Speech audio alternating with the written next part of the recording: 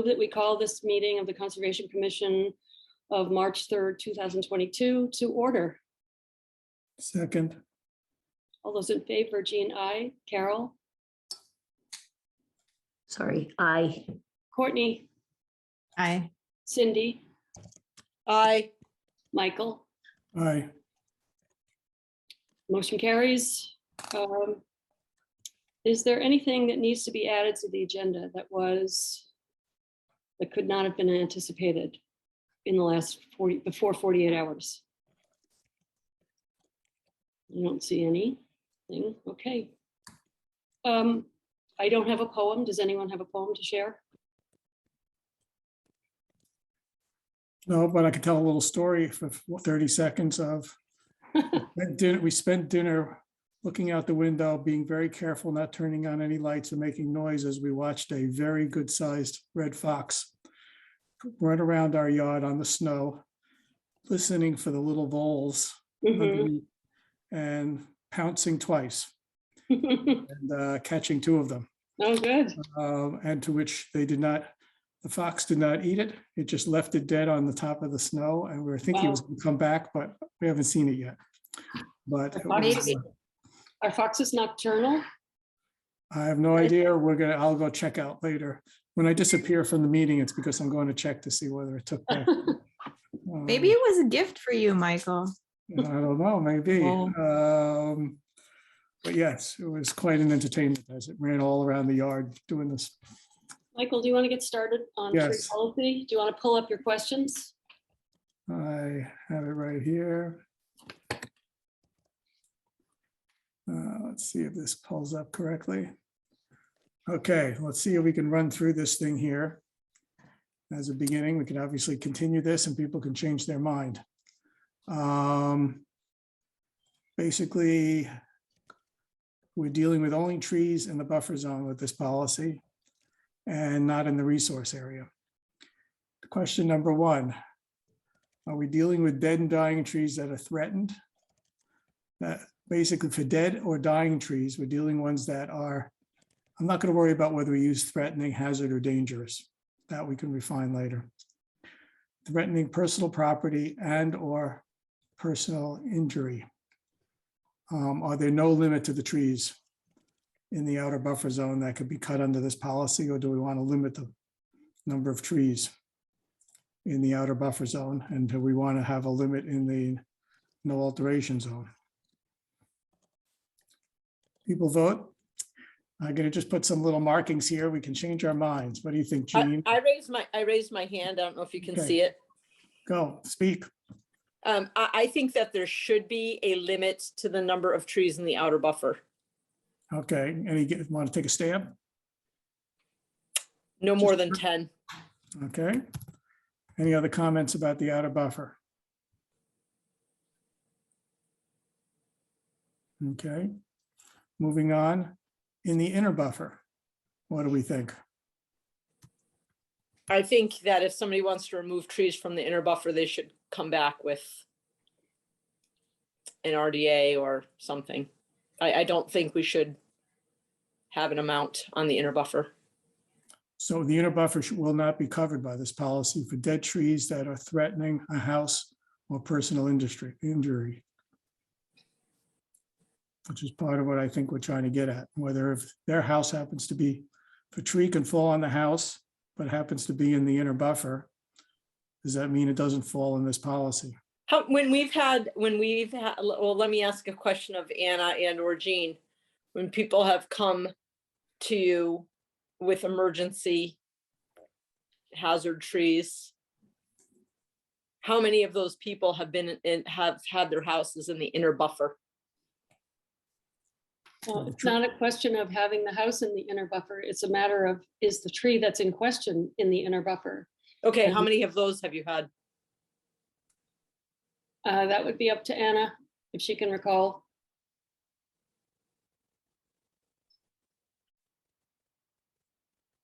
Yeah, there've definitely been some in the inner buffer. Do you have a number? I don't off the top of my head. I would allow, so you would, Cindy, just to go through the survey, you would not allow any trees in the inner buffer, even if they fall on the house. I would allow some. I would What allow about- some if the agent confirms that if the tree in the inner buffer fell, it would in fact, it's in range of hitting property or doing harm or damage. Because some, it's possible it could be dead, but it could be 150 feet away from the house. That's what this question's predicated on, as it says. It has to be a threatening personal property or personal industry injury. So by definition, it wouldn't be in this thing at all. So Okay, you would have some. Do you have a limit? Or you wouldn't have a limit? no, Carol or Courtney? I would not have a limit. Okay. Carol? I'm really not sure. It is hard to figure out the right way to deal with this, because as on the one hand, we want to protect that the most, obviously. I don't know. I guess to Cindy's question, like, how frequently does this happen? Probably there are some houses that do, these houses that were built in the 60s or earlier that are really close to the wetlands. And so a very tall tree could in fact fall on them. And maybe somebody would say, hey, you know what? I heard there's going to be a hurricane and I feel like I need to get rid of this tree. I don't know. I have very mixed feelings about this, because I think actually it's unusual that trees just fall over. Like, All right, you have to vote. We're not going to get I through the guess I survey. would say, I kind of feel like people for this, they should just file an RDA and go through the process, because most Okay. trees, even when they're dead, like it takes them a really long time. No, we're not to fall interested. over. I'm going to tell you for all future questioning I'm doing in this full survey. You don't. No you don't want my explanations necessary. opinions? I don't want any logic. I just want people's gut feel, because we're going to come and revisit it all. Well, wanna it's get through it helpful all. to discuss a little bit, Mike. At No, least no, for but I'm me. saying this is we're going to come back and discuss it. I just want to get a first cut. And if people don't know, there's no time for discussion now, as opposed to later in the meeting, maybe if we have time to revisit this. I'm trying to do this as a real quick straw poll. And so in the outer buffer zone, we have some, I guess, there's no limit. Some people have no limit. Does anybody, I'm going to revisit the first one, whether Courtney or I think Cindy said less than 10, or Jean. What about Jean and Courtney in terms of trees in the outer buffer?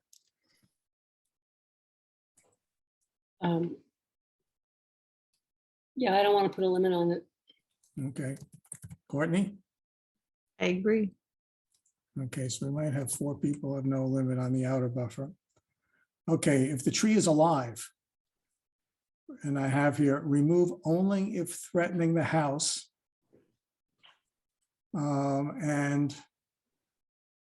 If it's alive, do we want to give different answers than in question 1? How many of you would take the same answers in question 1, or how many of you would change if the trees were alive? I mean, can I comment on that? I think with alive trees, I would actually, before they're removed, would like people to do like a tree assessment, like the one that I shared with Anna. I don't know if, I guess the Risk Commission hasn't seen it, but I feel like people are very quick to say, well, there's a big pine tree on my property and I know pine trees are going to fall over eventually, so I want to remove this. And I personally think there should be an arborist evaluation for that. So I don't know how to qualify that, but that's what I think, Mike. So you would have no trees here, because you would either, I don't know if you'd end up with an RDA, or you'd have, because you're Some forcing them to do something. I agree with Carol on that. I agree. Yeah, I do too. Okay. Professional input. Yeah. I guess I disagree. I would remove trees, because if they're threatening the house, it's too hard to get it's burdensome to put it on people to get an arborist in there, and they can't even tell. with these trees, because trees have fallen, as we've seen. Well, actually, I disagree. I'm not supposed to give logic here. What about you, Courtney? I for things that are threatening the house, I don't want to impede that. Okay, so you would do it for trees threatening, I'm differentiating here for alive trees. where they're Yeah, threatening even the if they're house. alive, Okay. but I can't, we can't say for sure until after Anna and I attend, or maybe Carol was gonna go instead, how to avoid getting your conservation commission sued on Saturday. Okay. We will Yeah, good revisit point. this later. And if it's an alive tree, but just threatening the yard, a driveway or power lines, I guess if people wouldn't let it, if it's threatening the house, I would assume at least 3 people would say you wouldn't include these. I guess we're probably, if it's just threatening the driveway or the backyard and it's an alive tree, probably have some sort of RDA review or specialist, maybe. Okay, giving away. Michael, can I suggest something? Because I did spend a little bit of time looking at the International Arborist Association handbook, which did convince me that a good arborist can probably identify a tree that could fall down. But one of the things they said about categorizing a threatening tree is, for instance, if it'll fall on your house, but also will it fall on like an area where people are frequently? So for instance, if it was somebody's yard, but it was their patio, or is their yard, but it's their child's play area, to me, that would go into the same category as the house. So in other words, it's like it's threatening in a frequently inhabited area, or, you know, I mean, the house is probably more of a property thing because most people are not killed by a tree. So I'm just wanted to make that distinction.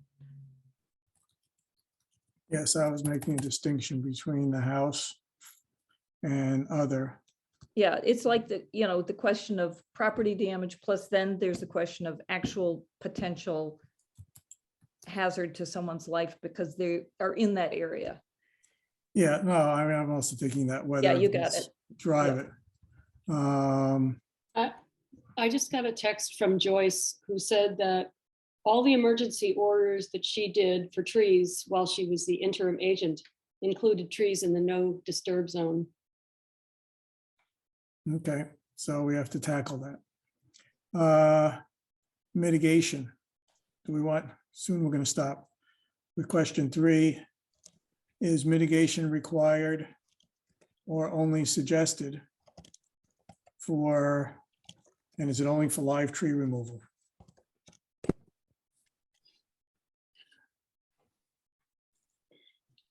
I would like to see mitigation for live tree removal, Okay, particularly if it's in the inner buffer. And the outer buffer for that matter, but yes, I would like to see mitigation. okay, so we have yes. And it's only for live trees, not dead trees. Well, dead trees would- come next. Okay. I would say This- yes also. Okay, yes. So I this would is, say yes to that one as well, Michael. okay. Courtney?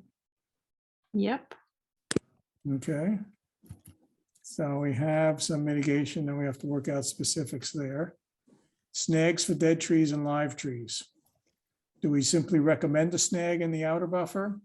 And do we require them in the inner buffer with a mitigation alternative if they don't want to leave a snag?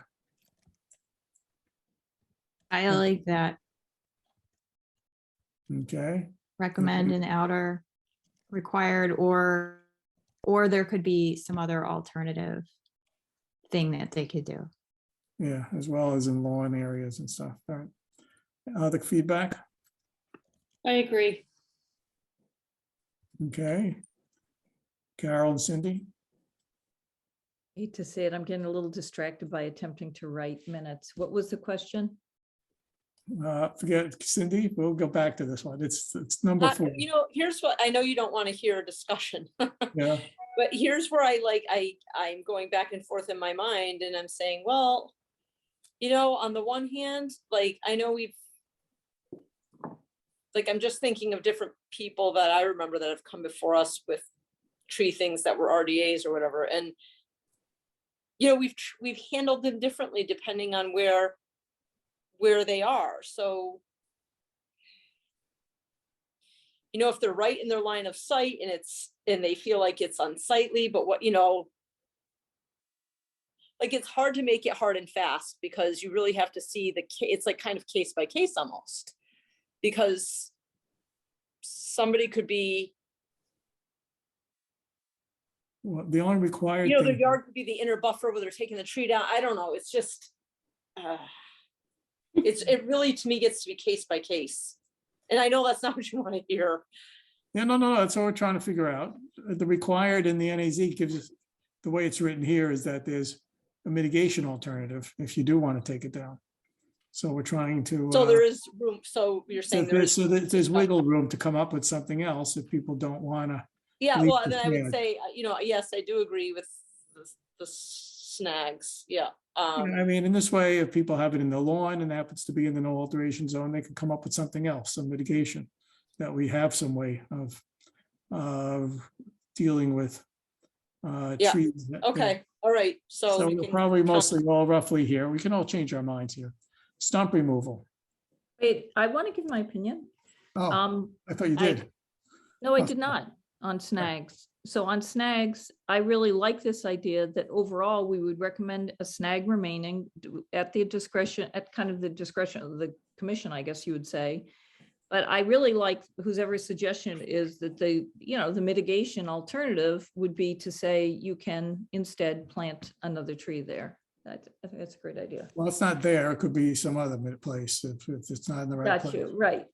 But we're only recommending a snag in the outer buffer. We're not required, the way it's. I said doing this- preferring, actually, yeah. What? I said that generally we would prefer leaving a snag. No, but Which I there's, guess it's the same as recommend. but- exactly. I'm just trying to distinguish between that we're going to require it versus we recommend it. That's the big distinction here. Michael, can you just clarify something for me? Sure. If I'm being, also my connection is unstable, so. Won't comment. In terms of the snag for dead and live trees, required in the no alteration zone with mitigation alternative for trees in the land. So, I Oh, mean, if it's a live tree, we've decided that, or at least most people have voted for mitigation for that. But if someone doesn't want to snag in the no alteration zone, are we going to require mitigation for that? Isn't it kind of two things in question 4 here? yeah, there are two things overlapping here. Okay, I'll have to come back and clarify that. Yeah. So we need some clarity here. So there's some issues here. Plus it's required, this is, okay, we'll come back to this. Okay. Stump removal. Let's do stump because then we'll run out of time. I just want to let you know you have a minute before we I have know, the. that's why RDA. I'm moving on. Stump removal only allowed in the outer buffer if in the lawn.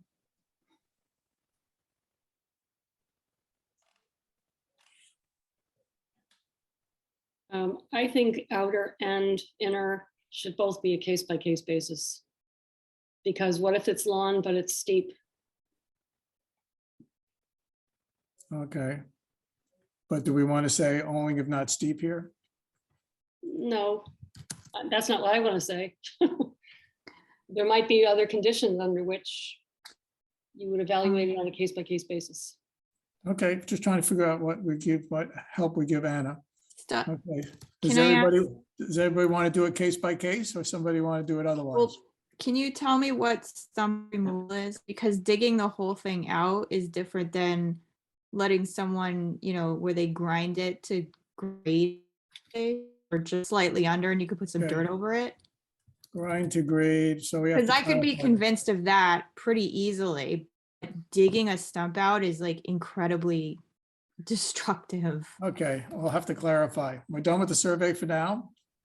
Thank you, Yep. everyone. We now have to move to an RDA and then we will revisit all of this. Thanks Michael, very will you take much. it over? That was good. Mhm. Yeah, thank you for that. Okay, Okay, we have a hearing now for a request for determination for a new footbridge at Leyland Millpond Reservation, and I don't have a legal notice. Will the applicant waive the reading of the legal notice? Kelly, Yes, thank you. Would you like to present your project? And can somebody please pull it up? I am happy to both present, to start off to present and pull it up and oh, okay. hand off to Kelly, or Kelly, how would you like to do it? depends on the question. I hope it's a very simple proposal, and depending on what the question might be, it would either go to Steve Petty, who is here, or me or someone else. Sounds good. So Michael, if I could share my screen, I'll just start off doing that.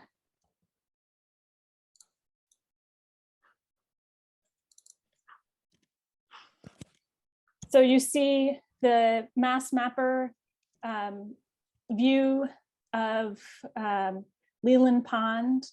This is the part of Leland Pond right off of Mill Street. And there is not a stream around the area of where they want to build the bridge on the map. It's a pretty small intermittent stream. I'll go to the RDA. It's the same map, just in black and white. Well, it's a very similar map. And you can see the trail that leaves the parking lot area that goes up along the pond. And then this black line coming in from the side is the stream that goes towards the pond. And it's where the stream and the trail intersect that we're talking about this trail crossing. So these are some photos from the site. And as you can see in the far left photo, you're walking along the path from north to south. And when you arrive at this stream, it's not exactly jump acrossable. There are some logs that people have put there, but it's not exactly stable. And if you're standing here looking from north to south, there's to the right, there is, well, I guess there's additional wetland upstream. And then as you're going, if you look to the left, you can see Leland Pond there.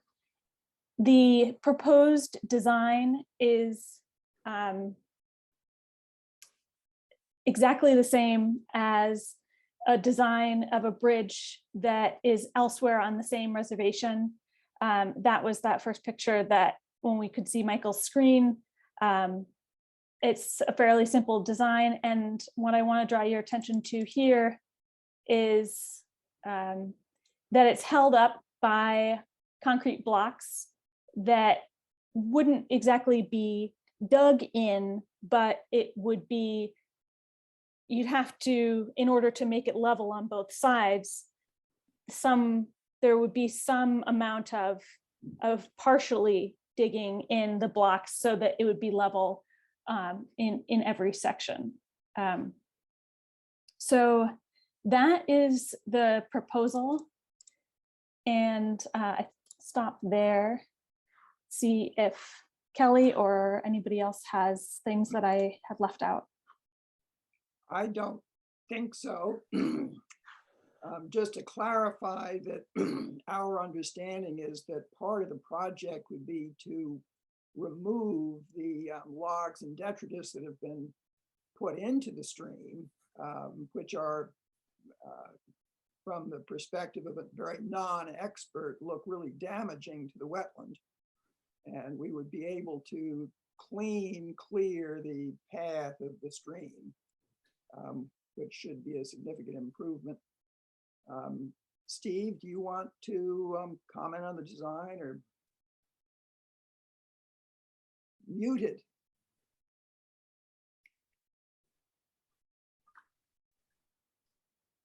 My only comment would be that it's far more simple than the previous two bridges that we have put in. The one on Perry and the one in Count Forest off of Hunting Lane. So piece of cake. Yeah, this bridge only needs to support foot traffic. Exactly. Would be no horses, no bikes. Okay, I would like to make some points of clarification for people, remind people of some things.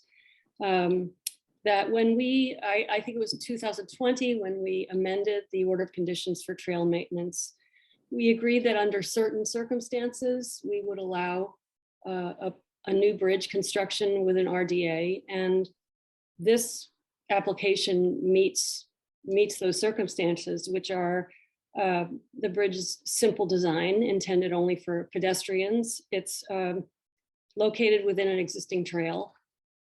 The stream it crosses is intermittent. There would be a minimal disturbance to the site. Placing the bridge would improve protection of the resource area. And the party proposing to do the work has the skills to do the work, and we can also rely on them to comply with any conditions that we impose on the project. So I think with that, maybe we should open it up to the commission if they have any questions. I'll go. I only have two comments. Looks like a great project. And look forward to having that. And the only thing is whether to put in our specification for the conditions are that they, which I think you could only get in terms of the pressure treated wood. I think it's almost the only thing available these days, but to make sure it's the micronized copper type, but I'm not, I think it's almost all moved that way. That has less leaching of copper. And then I'll go into an area that maybe isn't needed and not my purview, but it would seem like maybe you'd want to do a little bridging between the joists halfway or 2/3 of the way and 1/3 of the way to make it last a little bit longer, since it's 16 feet long. That's just a construction question, whether that little bridging or a tread across the bottom in a couple of places would give it a little more extra stability and durability. I think, as I mentioned in a email to Kelly, something like that is very easy to add. It's virtually no extra cost. Structurally, for something like this, there's absolutely no need for it. Okay. And it will have a header at both ends, and over that distance, those three joists are not going to really bend in either direction. So if your concern is pressure treated, this would mean no bridging would mean less pressure treated. However, also in comment to your pressure treated, the only, unless you special order now, the pressure treated that is being sold generally is the type you want. So Then if you don't think it needs it for structural durability, then less material, the better. Fine. Okay, other than that, I'm fine with the project. I don't have any questions. As Jean pointed out, it checks all the boxes, so I feel it's perfectly fine to move forward. I also noticed in the project description that you guys are cutting everything to spec off-site and then, hand walking it in. So it seems like it checks every box and that it will be a benefit to the wetland. So thank you. Any other questions from the commission? No, I love projects like this. Does anybody have any other conditions they want to place on the project? What do we have as conditions? So far, the only one is your micronized, whatever you call it. Micronized copper, pressure treated, I think they call it. And I guess we just referenced the RDA in terms of being cutoffs, that other things about how all the materials are cut off site. So we don't have particulate or the sawdust. Whether we have to have any of that in as conditions, or we just reference the RDA. It's in the RDA, so Okay. it should be part of the description of the project when it's approved. Okay. Jean Carroll has her hand up. Go ahead, Carol. Just a quick question, mostly, I guess, to Anna, because you pointed out the fact that the concrete footers would require maybe some digging for leveling the bridge. Were you contemplating that there should be some conditions to guide SFTA on how to do that? Or do we feel confident that similar work has been done and therefore we don't need to include conditions?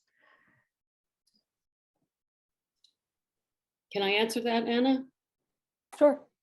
I think even just the littlest bit of excavation, it's worth mentioning as a condition that the material that's excavated be taken up gradient and left outside of the buffer zone.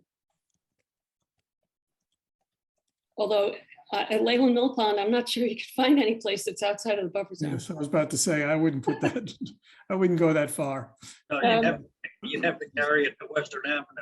You have to put it in your pockets. Yeah, carry I it think out. it's important. I think it's important to realize that, this isn't something that requires a backhoe. This is something that requires a shovel and probably removing 2 to 3 inches of top material, primarily pine cones, pine needles, and mulch. All you're doing is trying to level out a cement block that is 8 inches by 8 inches by 16 inches. So you're not going to remove much soil at all. So. Yeah. The only other thing I can think of is after the work is completed, if any of the surrounding area has been, disturbed, to just throw back the leaf cover on it. And then also I would like to add as a condition that the agent be notified once the bridge is finished. We'll have to go back and visit it in a few months to see how level it stays once all the settling happens. That's assuming it's level to begin with. Yeah. Oh, I was presuming, of course, that you do it perfectly. So Will we get these conditions in writing so we don't forget anything? Absolutely. Anybody else? Anna has her hand up. I wanted to go back to the condition of that it has to be removed from the buffer zone. Did you want to scratch that one because of Leland? No, I think we should leave it just in case, what? in case they go to install the blocks, for example, and they have to change the location, then they've, moved a little bit of soil around. So if there's any accumulated soil, I would rather it not be, it could be, instead of it taking it out of the buffer zone, it could just be smoothed over and covered with vegetation. Right, that's what I prefer. So Okay. like, as they're digging in these concrete blocks, they don't have to take that little bit out of the buffer zone, do they? No, that's what we just agreed to. They do Okay. not have to. Oh, you do? Oh, I didn't realize we agreed. I thought it was so small that they could just spread it out. That's what I just said. They Oh, do okay, not fine. have to. Oh, Remove okay, it. fine. And cover it with leaf Leaf litter, yeah. litter? Okay. Are we good on this? I move that the proposed bridge will not result in any adverse impacts to the resource area and can be approved as a -3 determination subject to the conditions discussed. Second, Any discussion? All those in favor, Jean, aye. Michael, aye. Carol, Aye. Cindy, Aye. Courtney. Aye. Did I get everybody? Yes, the motion carries. Thank you. Thank you. Thank you. Good night. Good Thanks. night. Thank you for doing that, for this Thanks, work. Steve. Thank you. Time is it? We have 15 minutes. Do we go back to trees? I think since we have Joyce and Addie May here, I would love, oh, and Sean, that I would love if it's okay with Jean to jump into the Bogastow Brook Road culvert, excuse me, not culvert, catch basin issue. If it's okay with Kelly, because otherwise I was going to suggest that Kelly move ahead with land management. Oh, yes, my mistake. That's next. I would appreciate that on the assumption that it's not a very controversial proposal.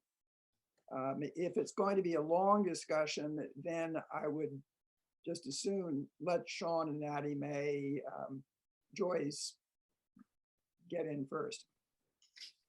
Okay, let's proceed with Bogastow Brook Road. So you think? I was actually gonna try to be at my desk, which I didn't do. Well, that's okay. I think Anna put the materials in the Dropbox. It's great. If someone else has them, that's awesome. So all of the commission members now have them, but I can certainly pull them up. Sean, do you want to describe the problem? I do. Can you hear me okay? Yep. So what we had happen was during the snowstorm, we had a truck fall into a pretty big hole. It turned out what it was a catch basin that had collapsed. Probably over the course of a couple of years, the lower blocks in the basin disintegrated, and it allowed the water basically just scoured the gravel out from around the basin, leaving a void under the road. And then, as luck would have it, in the middle of a snowstorm, the truck falls through it. So I'm hoping Anna has the pictures that show the surface, but basically what it is a catch basin that still looks intact, but a hole next to it. There is a pipe leading from several other catch basins up the hill that lead into this catch basin. Then there's another pipe that leaves the catch basin, goes through the head wall, and just dumps directly into Bogastow Brook, next to what is probably one of the largest culverts in town. It's a 6-foot diameter culvert that carries Bogastow Brook under Bogastow Brook Road. So we're in a pretty sensitive area. Fortunately, when they built it with a poured concrete head wall, which obviously is still intact. Most of the road is still intact, and all of the edge of the road and the sloped edges are all still intact. Anna, do you have the So- plan or photographs? I do, but the way it's showing up for me is it's sideways, and I don't have the software on my computer to be able to turn it. So, Well, we could look at it anyway. all right.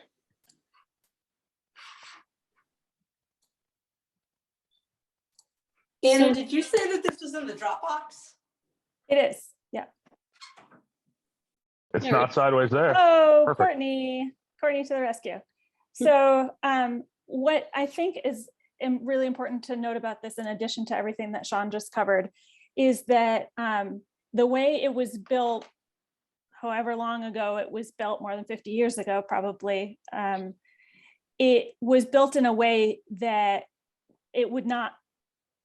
couldn't, not a best practice, and GLM is recommending that it be repaired by making a slight change. And so, as you can see on the plan, where the catch basin was, where it says CB exist, GLM is proposing to and I'm completely losing drain manhole. They are proposing to put a drain manhole there instead, because where you've got the way it's built now, there, as Sean said, there's the catch basin coming from across the road, plus the catch basin inlet, and the way it should be designed, and really the only way to repair this is to put a drain manhole in the place where the inlet is coming in from across the road, and where the outlet is. So where those two are coming together. And then instead of also having the catch basin right on top of it like it is now, having a catch basin just up the road of it on the same side is what they're proposing. And that's a repair. That isn't really a big new idea. It just is the way that the repair has to be done. So the good news about this is that it appears to be covered by the general order of conditions for roadside and road maintenance, which means we don't have to issue a permit. It's already covered by a permit. Yes. The one thing though, well, I guess we don't even have to have it declared in writing that it's an emergency, since we're not issuing an emergency certification. I agree. That would be only if we were issuing an emergency certification. So There's a form. I can't quite understand where the erosion control is going. Is that the dashed line? That's at the edge of the road? So it's just back behind, there's a Cape Cod berm that runs behind the catch basin now, and this would be up just behind that in the grass strip. It's a dark dashed line. And that's going to remain in place until the road is repaved? Well, until the project is finished. Yeah. So all the work should take place right in the road.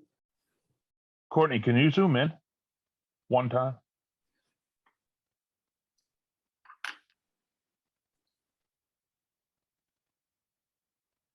That's better. Sorry, Okay. that work? Yeah, I think it's better. So Better you on my see screen. So they see the Cape Cod berm, there's that double line right behind the catch basin. And then, so the erosion control is that dark dash line, which I'm pointing at, and you can't see, that will run right in the grass strip. We ran it probably more than we needed to, but it's better to capture. This is the low spot, this area here. And actually where we're moving the new catch basin to, where it says proposed CD, that's the actual low spot in the road. So this whole thing actually works out pretty well. So the drain manhole now will provide extra treatment of any stormwater comes from the catch basins. Each catch basin has its own, sump. This new drain manhole will also have a sump. And so instead of just directly discharging out the head wall, there'll now be a drain manhole, which that doesn't exist now, that they'll be able to capture any additional silt that's coming from these catch basins before it gets dumped out.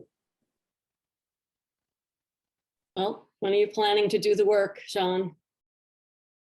So I sent the plans off today to Shea Concrete. These will be precast structures. And I'm hoping within a couple weeks they can have them. We really need to get this done before the spring rains start Yeah. pounding us, because I can't stop the erosion inside that chamber right now. Right. We're kind of at the whim. If I try to block it off, it's going to flood the road and probably do worse damage. So I'm worried about hoping- I'm worried about the plates protecting, passersby, but I'm That's a sure good you're gonna point. get it done as soon as possible. yeah, For Yeah, and I anyone, would- just so people know, for anyone that wants to see a video, Addie Mae posted the video of this in the chat. A video. Jean, I'm sorry to interrupt. I think you're not noticing. That's when right. hands are on. I'm just not very skilled at it, but go No, ahead. that's okay. I think it depends on the view you're looking at. You can see you're not. this is a really basic question because I just am not familiar with the terminology. Is the catch basin similar to a culvert or are they different? Like, No, so the culvert is the pipe in the road that connects a catch basin is that graded, typically it's graded, it's square, and it allows water to come from the road. It's an entrance point from water to come off the road into a structure. okay, And then the water is then conveyed in a culvert I see. or So it's the pipe. catch It's called basin, pipe. so it's the catch basin that filled, not the culvert. Correct. The catch basin, the barrel block in the catch basin disintegrated or wore out. And it just over time, as Sean said, is channeling silt into it's just eroded next to the catch basin, Okay, thank taking you. all So, the sand. Another way to think of it is the catch basin is like a big barrel under the road. And we clean those every year, right? We hire someone to clean them and they're picking up all the debris and, you know, ultimately that debris has any oils that came off the road. Mhm. It's a place for those things to settle. The problem with this, the way this was built, usually you just have a catch basin, the water falls in the top, the dirt settles out, you can put an oil hood on it so that you never take the top surface water. And then there's an outfall and it goes to a manhole and wherever it's going to go. This one had an inlet. So every time it would rain hard, the catch basins uphill from it would fill up, a rush of water would come down, and all those solids that settled down over the course of time now get mixed back up and suspended, and then they just get ejected out the outfall and right into the stream. Oh, So when the snow melts, we're going to find that there's a huge pile of sediment, basically gravel. The 2 yards of gravel, 3 yards of gravel that came from the sinkhole are laying in the stream bed right now. So that's what happens when you run your water. You run an inlet into a catch basin. So by separating it, we're gonna help that. that's super helpful. Thank you. That's an excellent explanation. And since I happen to be writing the notes, the minutes, I'll write it in here. Hey, Jean, Anna's hand is up. Thank you. Anna, go ahead. Sorry, that was old. Carol, can you lower your hand? I will.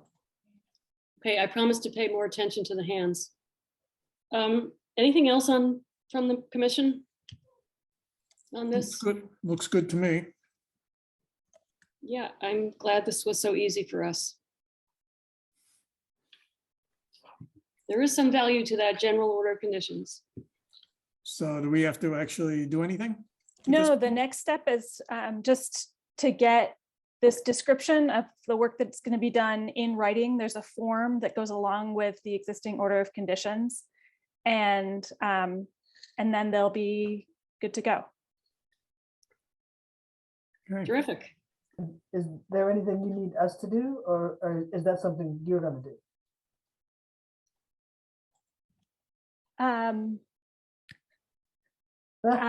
It would be very useful to have that from you as to describing the work that needs to be done.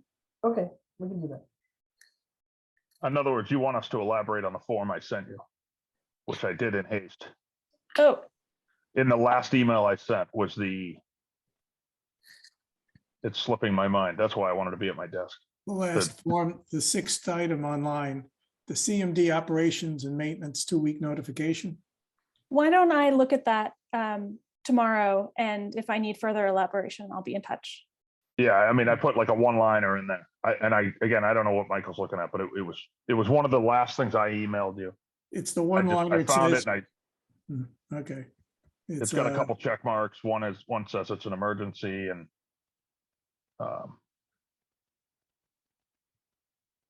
Yeah. I think we If probably, you need anything else, let us know. That's all. This is it. Do you see it there? yes, that's it. I was trying to get home for dinner before the meeting. So yeah, that I just threw the one-liner in there. I can elaborate on the description. yeah, I think that would be important documentation to have about the work that's going to be done, just as simply as has been described tonight. Okay. Thank you, Sean. Thank you, Joyce. Yes, thanks, Sean. Thank you. Good luck. Thanks, at, Addie Mae. Thank you, Addie Mae. Great video. Very dramatic. Oh, I missed it. Where's the video again? The Hmm. link is in the chat. Oh, it's in the Okay. chat. It's time for Kelly to talk about conservation land management. Woohoo! All right. So I put my proposal in writing. You all have it. It's essentially to go back to the system we had for, I guess it was 4 years, maybe even 5. And I think it worked extremely well. It got proposals thought through, and the commission could act on something before it that was fleshed out. We have a lot of land management decisions coming up, some near term, but it's going to continue. It's going to be because there was so little done in terms of decisions over the past couple of years for good reasons. We got quite a bit to do.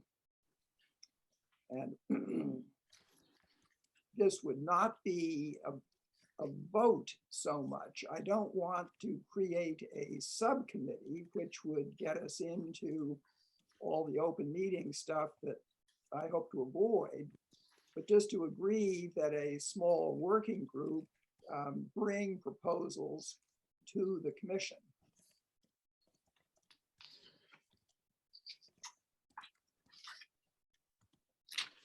Who's going to be on? Jean, Sean just rang in that somebody made him the host. Uh-oh. It happened when I disconnected. This is how my son became host of like Zoom school one day. The teacher lost her connection. The I don't kids- mind, but if I walk through the house, I'm liable to lose my signal. Yeah, And you guys yeah. will lose your meeting. Can you make me the host again, Sean? Thanks. Oh, I don't know how to do that. Oh, I'll call your son. yeah, right. Yeah, just drive over to their house. How do I do that? I think you have to hover over my name, and You have to go to participants, maybe. Is it that way? yeah, under participants, you have to find me and you're on your phone, so it's probably harder. I'm on a tablet. Oh, okay, all right. I'm trying to see if I Make, can. make host. Okay. Yes. See, you got a Yeah. new skill now. Thank you. worked. Did that work? Yeah. We're It going to did. send you a gold star. I was afraid I was going to kill your whole meeting if I.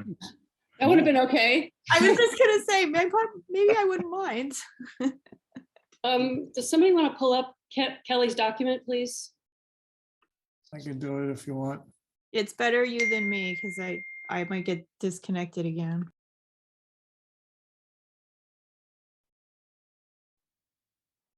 Who's going to be on? Who's going to be on the group? That- Well, Kelly, I have a question too, after my, Okay, I've already agreed to help Kelly in the group. Yes, and I sure hope Carol will, but Carol, you probably got a job issue here. Yeah, I mean, my main concern is just time because I've worked full time. So, but I'll participate as best I can. And maybe in the summer, it'll feel like it's easier to do it also. It was very inconvenient when you got that job, Yes, when I first was on the committee, I had a much more flexible schedule. Yeah, and it's Other become than a lot. that, Is there anybody else? Do you have is I Ted have a- around? What? I have a question. Is this like the land management task force? no. Is- It's like a small, we called ourselves the Barber Planning Group. And the Land Management Task Force is essentially everybody in town who wants to be involved in these decisions. This was a small working group. We worked with Ted Elliman, with Allery, Peggy Novak, and Rick Antel made it up. And we had the time to focus on these specific issues, work them through, come up with proposals, and bring them back to the Conservation Commission. Thank you for the explanation and deciphering the difference. Thank you. So are we still looking for another volunteer from the commission, Kelly? I wouldn't say looking for, it's certainly open, it depending on who would like to. The two of you have always shown the most interest and been deepest into the discussions. So you're pretty important, but anybody else, I mean, the more people who are interested and want to get into these issues, the better. So we typically meet once a month, and the meetings would last an hour or an hour and 15 minutes. Yeah, I would say that in the beginning anyway, it might have to be more frequent for a couple of weeks. We have a lot of things to work out with Sean. We have to work out a spring work program before the growing season starts. I assume we're trying to avoid having a quorum of commission members, right? So it doesn't have to be posted. Yes, Right. that's why I think it's, I mean, theoretically, we could post meetings and so forth if a lot of people wanted to be on it, but it's a lot more flexible and efficient if it can be smaller. Yeah, and I think my recollection of it was, a lot of it was just, thinking through what are some of the things that we can do and come up with recommendations. And, Kelly, I'm thinking there might be some people, maybe even thinking of the barber, especially, there may be some abutters who live close to Western who we could recruit, who might be interested in. It is a fairly fun activity. It's not regulatory in the same way that the Conservation Commission is, so it's more relaxing. So Yes. You guys, some of you have met Sam Nelson. He's a oh yeah, relative newcomer to town who's just getting involved, and he's a real doer. He has worked on the Barber Garden, and he's done other activities around town. He's getting more and more active.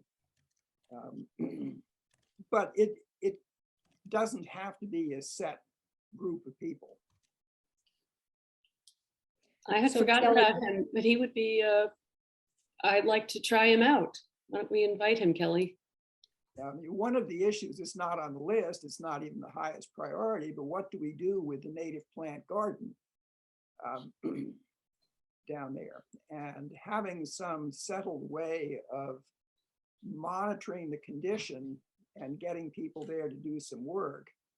He's really interested in that stuff. Okay, I say rope him in. I think everybody's aware that one of our expectations for the agent with the addition to up to 35 hours is that she be involved in land management. And so, Anna, it's my hope at least that you will be able to start out, attend our meetings, and then we'll see what we can, what other duties as time goes on you can take on. Yeah. And Sean, I don't know if you're still listening on this, but at least in the beginning, we've got quite a lot to talk with you about.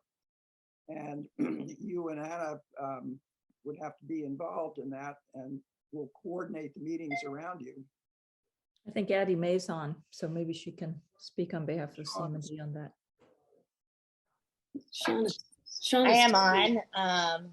I'm sure, I'm sure we could be in communication and get Sean's schedule as things come up, where I can, certainly participate just to kind of be informed and help communicate with each other.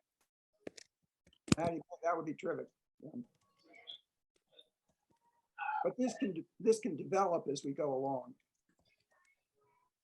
I see Courtney has her hand up. Raise my hand like a good doobie.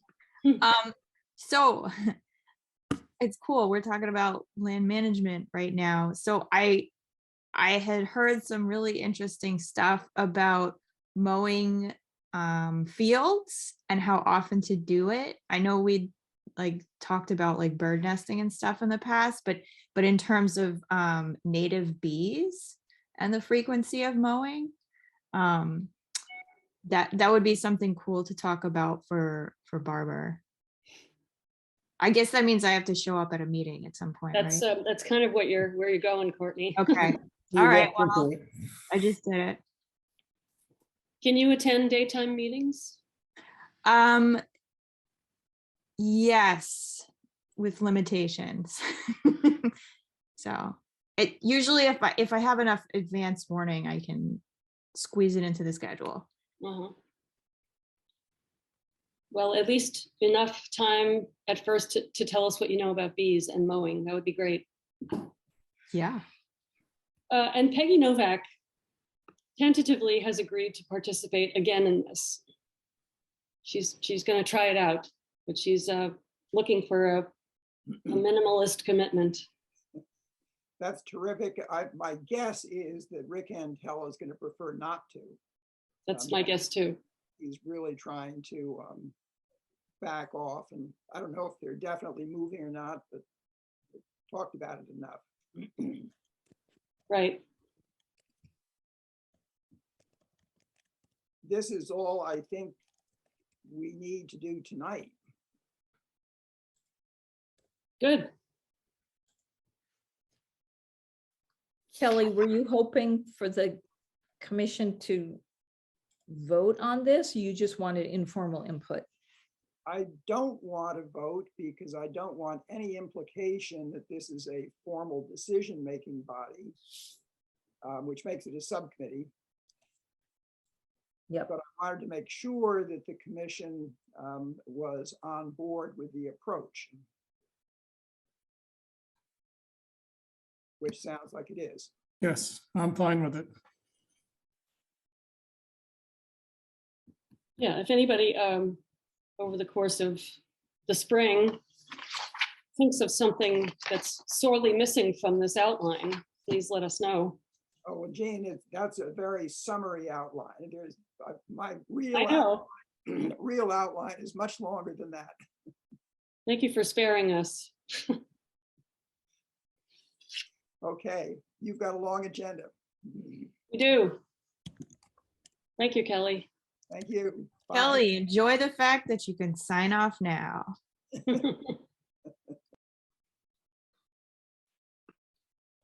So we put this question to Anna.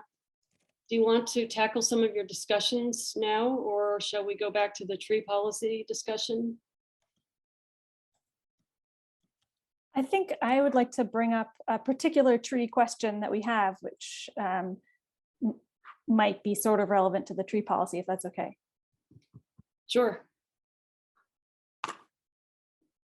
So this is for 8/16 Whitney Street, because the concerned party is at 8 Whitney Street, but the trees are actually mostly on 16. And so the overall question to the commission is, should this be, how do I handle this? Is this an RDA? Is this an emergency certification? Is it emergency certification for some of them, RDA for others? So quickly, I'll share my screen. This is Mass Mapper actually, maybe I'll go to aerial imagery. So can you see my mouse? Yes. Yep. So 8 Whitney, their driveway is here, and they have a barn structure back here. The driveway they want their kids to be able to play in the driveway, and they have, property right here at the back of the lot. And then all of the trees that are problematic, potentially dangerous trees, are right along this upper left corner of the lot, right around, leaning over, there's a fence along here, leaning over onto the property. And so there is one tree that's on 8 Whitney, but there are 4 in question that are on 16 Whitney. And as you can see, there's a wetland on 16 Whitney. And without having done a professional delineation, it seems that at least some of the trees that I was called out there to take a look at are within 75 feet of what appears to be still in the wetland. And so I think we're talking about at least outer buffer for some, if not all, of the trees in question. And I explained to the homeowner at 8 Whitney and at 16 Whitney that, about some of our restrictions with emergency certification. And they have a very practical concern that if they have all these trees that they want to have taken care of, they want to have them all done at once. And that's something that we can weigh, but it's up to you as to whether that's a consideration. I have more to say, but I see that Cindy has a question. Go for it, Cindy. Sorry, maybe you'll answer this, but are these two different owners? I would assume that they are two different owners, 6 and 18 or. Yes, and so they'll have to work out amongst themselves who pays for the work to be done. I'll stop share so I can show some photos quickly to you. Desktop one. The two owners are in harmony on this. Yes. This is not working.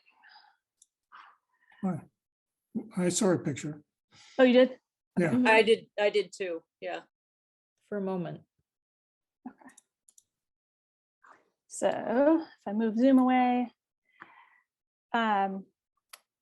this just so you get a sense of the fence to the right of this picture here. This picture on the left, this 5726, is 16 Whitney. You've got the fence trees leaning over and the barn is off to the side, a couple of trees leaning over.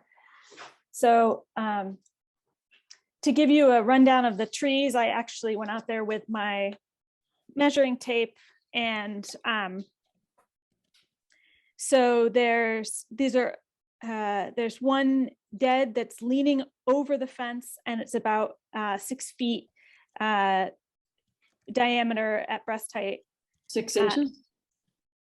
6 feet around. 6 feet in diameter? Perimeter. Circumference? Are you talking about the circumference? Circumference. That is probably what I mean. What? I mean, Did you have a wrapping my tape? measuring tape around the tree. So I Okay. guess I mean that's circumference at breast height. Yes, I apologize. So I have about- I have a DBH tape if you need to borrow one until you can get one or something. Okay. Or you just So divide by pi. that would Math, be great. Michael, math. So this one is about 6 feet around. So then there's one that's about 4.5 feet around that has some dead limbs. Clearly, I mean, I'm not an arborist, but I can see dead limbs. And there's a third one that has a broken limb, broken piece of a limb that's just dangling over the driveway. And that one's about 6 feet around. And then there's another one that is about 4.5 feet around, and it's alive. This was a tree that was identified by an arborist that came to the property as potentially dangerous, because once the other trees get taken down that are marked to be cut down, this one's going to be left to, I don't know, more vulnerable. And so it was identified as an arborist. Well, if you're going to take these other ones down, you got to take this one down too. And then the last one is about 6 feet around and has dead limbs. And so I ask you what you think what we should do. Are all of these trees likely in the outer buffer, or are some of them out of jurisdiction?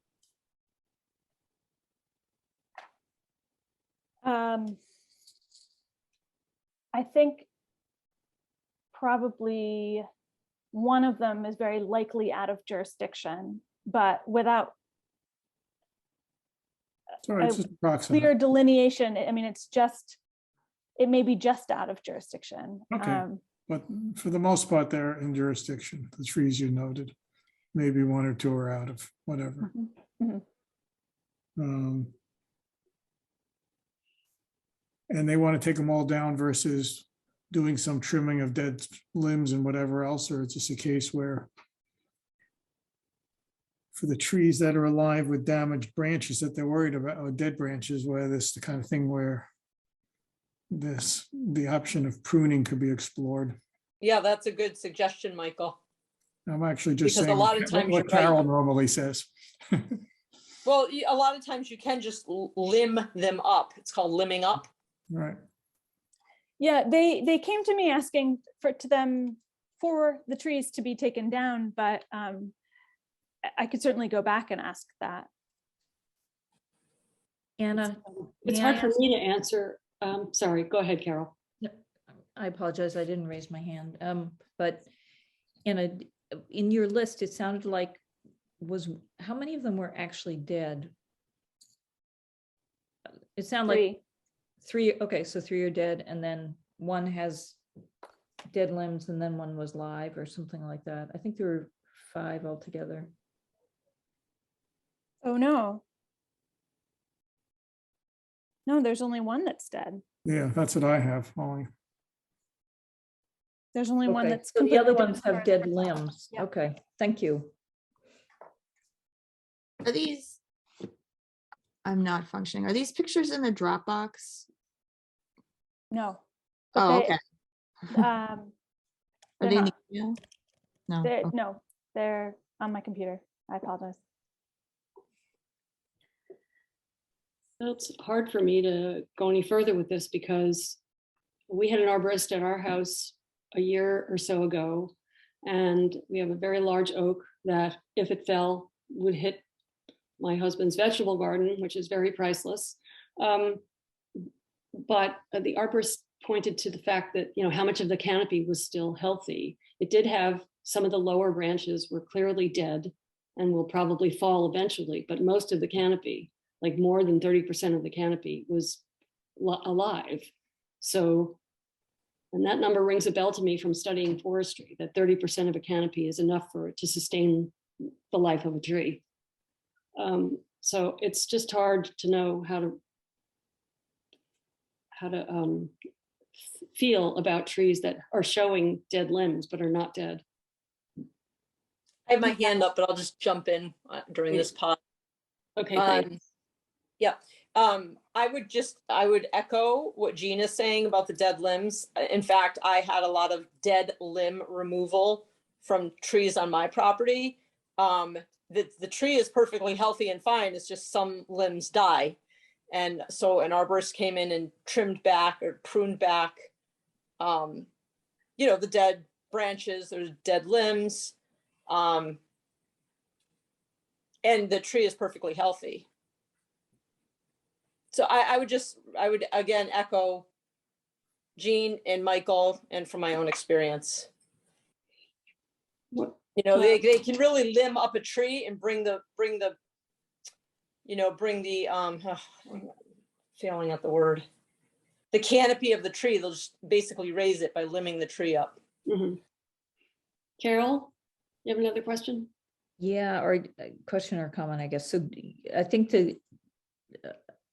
I would agree. I mean, probably a lot of my feedback is also anecdotal from having dead trees on my property. And you didn't mention what kind of trees they are, but they look like they might be oaks, which takes a lot to get them to fall over even when they're dead. They start dropping their limbs first, which could be dangerous if it was over your driveway. So the other question I want to ask, though, is if a tree is actually leaning, I think that's where if it's leaning toward the driveway, I would feel comfortable about removing it altogether, because that's not a good sign, I think, if a tree is actually leaning. But I think otherwise I said leaning, but I think I mean overhanging. Oh, okay. Which is completely different. And then the second question, Anna, was, did the arborist give them an evaluation of the trees, or was it kind of a cursory, like, yeah, I can take those all down? Because like I said, it certainly is possible to carefully evaluate a tree and whether, a pruning will be enough to maintain its stability. That I don't know, and I want to quickly say that I did already go back to them and say, you need to do an RDA. And that was 16 Whitney, and 8 Whitney came to me, the property owner, and said, that's gonna take too long. This is an emergency. Do you feel it's an emergency, Anna? I think if we had a really big windstorm, it could be. Do you So think can all you- of them would come down? Seems so unlikely. Can you, oh wait, Courtney, you have a question. Yeah, well, so that I didn't see the pictures very long, but I like at least what I saw briefly, there was a tree that was at a very disturbing angle. I think it was an oak tree, in leaning overhang. I don't know what you want to call it, but that was not a good angle. And the big limb that I could see in the picture was dead. And if an arborist said that needed to come down, I would agree on that particular tree that I saw in the picture. So it's hard for me to say without looking too closely. And it looks like trees that I've seen as well that, they're oak trees that don't have a full canopy. They're kind of those scraggly trees that were at one point in the forest that have a small canopy and now it's partially dead. And it's really not a problem with limbing it up. There's no limbs down there. I would just be very, very worried about that. As to whether or not it's an emergency, I don't know. I'm on the fence about that. It's not it's definitely, I would want that down if it was me, but it's not going to drop through somebody's roof and punch a hole and kill them in their bed at night. You know what I mean? It seemed like the area they were working in was not right around the house. But I mean, I think just a cursory look, they have a good reason to want to take that tree down, or what, that area. Sean, did you want to add something? Can you hear me? Yep. I hesitate to jump in, but I do have a comment. I think Carol might actually appreciate. Without really weighing in on these specific trees, I do want to point out that we regularly get calls from either residents or directly from their arborists concerned about, roadside trees. And pretty much anyone can hire, if you hire a tree company that most of them are owned by an arborist, they'll tell you a tree's going to come down, because all trees are going to come down at some point. And it's not always truly a good risk assessment. And there is a difference between asking an arborist his opinion on whether a tree might fall and a true risk assessment. We actually spent some serious money on risk assessments of trees on the town campus before the library had to take some down. And it's a little bit of a different thing. I mean, an arborist is usually, if you ask them, if you're the homeowner and you ask them, is that thing going to fall and could it hit me? They're inclined to say it could fall. And leaning oak is one storm away from falling. I mean, we have thousands of them on the streets. So again, I'm not really weighing on that tree, but weighing on going hard fast on the opinion of an arborist that a homeowner hired. That's very interesting about the risk assessment. Thank you. And I will say that they're expensive. So Yeah, it's the expectation that people would do that on every tree would be pretty onerous. right. Plus, it's a different context, because we're weighing the question of risk and damage and harm, as opposed to the library wanting to decide what to keep just for aesthetic reasons, I'm assuming. Well, yeah, and there was some serious risk and harm, and whether or not some of it was to protect the town. because the trees that may or may not have been damaged. Mhm. So it was a risk assessment of whether or not they could stay standing after the construction. Different ball of wax, but nevertheless, you know, there's a lot of liability on their part that they take on to do that. So it obviously increased the cost. Right. Michael? Yeah, and I'm trying to think of how like the questionnaire we did, the survey we did before, what the answers would tell us about this. Right, we would have an RDA because I guess, because they're all live trees. I looked back at how people answered it earlier, because they're not necessarily threatening the house immediately. Yes, guess but if I could just interject into that, how does it change everything when the property owner declares that they feel it's an emergency? Right, that's the problem we've always been facing lately is when and they could easily get, and that comes back to even that whole issue of whether we get, one of the questions we didn't get to earlier is an arborist report.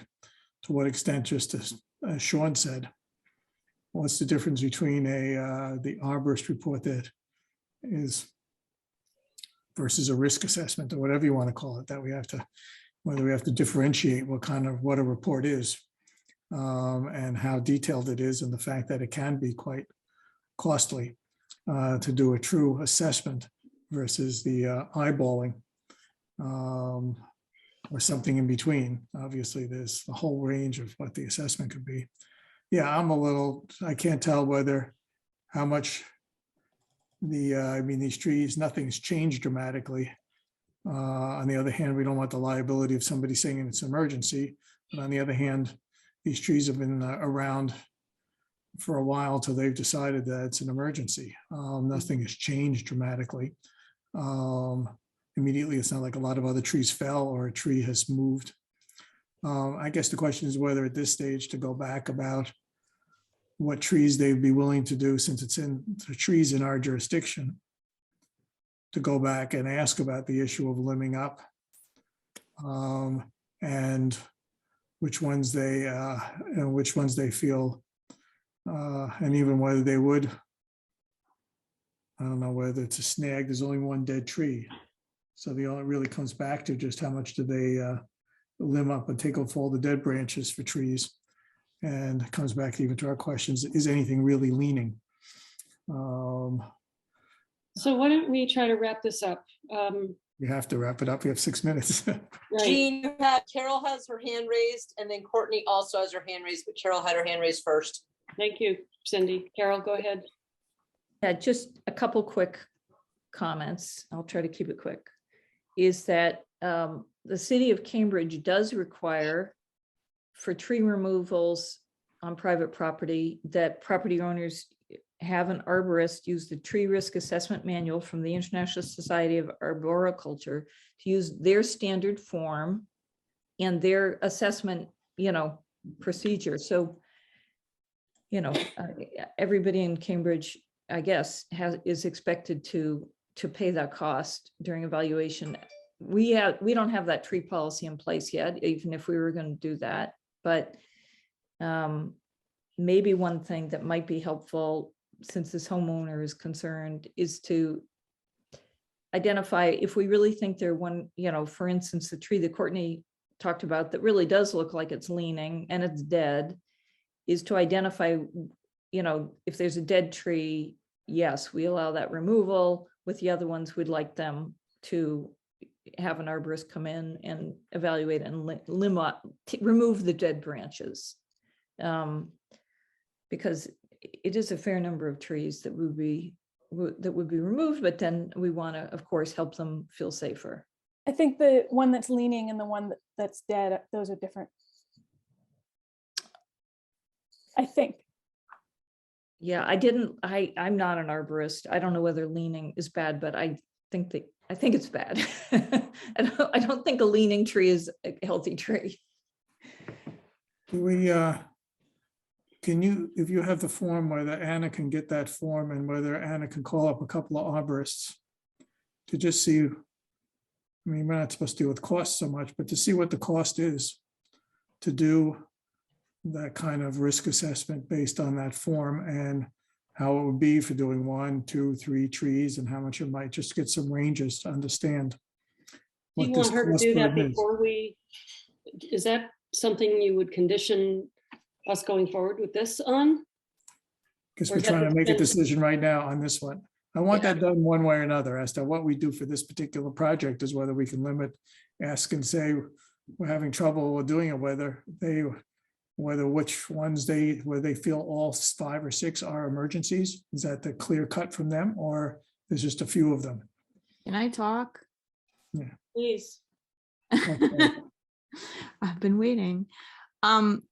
Which in terms of emergency, it's nice that we have a circuit rider that calls us back. I would be interested to hear what DEP's opinion is on what an emergency constitutes with a tree. That might give us a little bit of insight. Some of the questions that Michael brought up in his questionnaire about, dead over the house or might fall in the yard. Questions like that, because if DEP is telling us that's not an emergency, I mean, that doesn't give us some regulatory answer. They may come back wishy-washy and say that it's up to the commission, but since they've had an opinion recently on what's an emergency and it's what's not, I would be interested to hear what theirs is. But again, I ask, is this information we want before Anna we help Anna make a decision on this particular case? Because I think she's been dealing with these 2 people for a couple of weeks.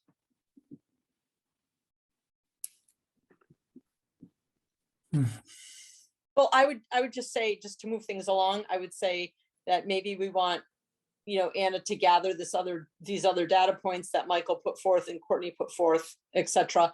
But maybe since she's been dealing with these people for a couple of weeks, we want to make a decision on this specific case here right now. Yeah, I would agree with We that. want it to be an RDA. What I Or- recommend, what I suggest is that we have it be an emergency certification to limb up the trees. And as many of them as have dead limbs, but that it not be an emergency certification to take any of them down. And if they want to take any of them down, that they need to do an RDA. Yeah, I think that's a great idea because it makes sense with what DEP has told us for other situations, that emergency means only rectifying the immediate danger. So it's okay, there's a giant dead limb there hanging over. If you think it's gonna fall down, you can cut off the dead limb and deal with taking the rest of the tree down, part of a regulatory process. I like that. And it could include the dead tree, obviously, and hopefully leave a snag maybe. But So you would include the dead tree. if the dead tree looks like yeah, because once you're cutting the limbs, I would like them to do a snag, but I like your idea. But I would. Okay, I need clarification now. Are we telling Anna to ask to issue an emergency certification for them to do limbing up and to do what with the dead tree? To remove the dead tree? If it's in buffer zone, I would say leave a snag. Remove it, but leave a snag. Okay, that sounds Remove good, Anna. Yeah, remove enough of it that the danger is removed. It doesn't need to go all the way to the ground because, a small snag is not going to fall and crush your car. Does that work for you, Anna? Yes. I Yes, would, do we know what the height of I would say a 20-foot tall snag is not going to fall over. No, I think, Carol, people would think a 20-foot snag was threatening. They would? That's the issue, yeah. I think 10 to 12 feet is about all we can really ask. So while leaving a like a 12-foot snag. Right. Works for me. Okay, what's next? Or what time is it? It's 8:30. We've got the RDA for 11 Goulding Street, and I'm ready to take that away in just one moment. I pull up the file. So we are continuing this hearing. It's an RDA hearing. Yes. At May I some take point, we have take it to, away? yeah, please. So one key question, and the homeowner, Mark Albers, is here, I see. One question that is in front of the commission is whether the commission can make a decision about the project, will be able to make a decision about the project based on the RDA, or whether to ask the homeowner to go through the notice of intent application process. And so there are a few considerations left to sort of figure that out. And one of the things that we were talking about last time was this idea that the regulations say that up to 10%, that the commission may allow up to 10% of the riverfront area to be altered. And so this is a consideration whether or not it's an RDA, but I'd like to tell you what I have done. Sorry, whether it's or not it's an NOI. It's something to consider, this 10% of riverfront area.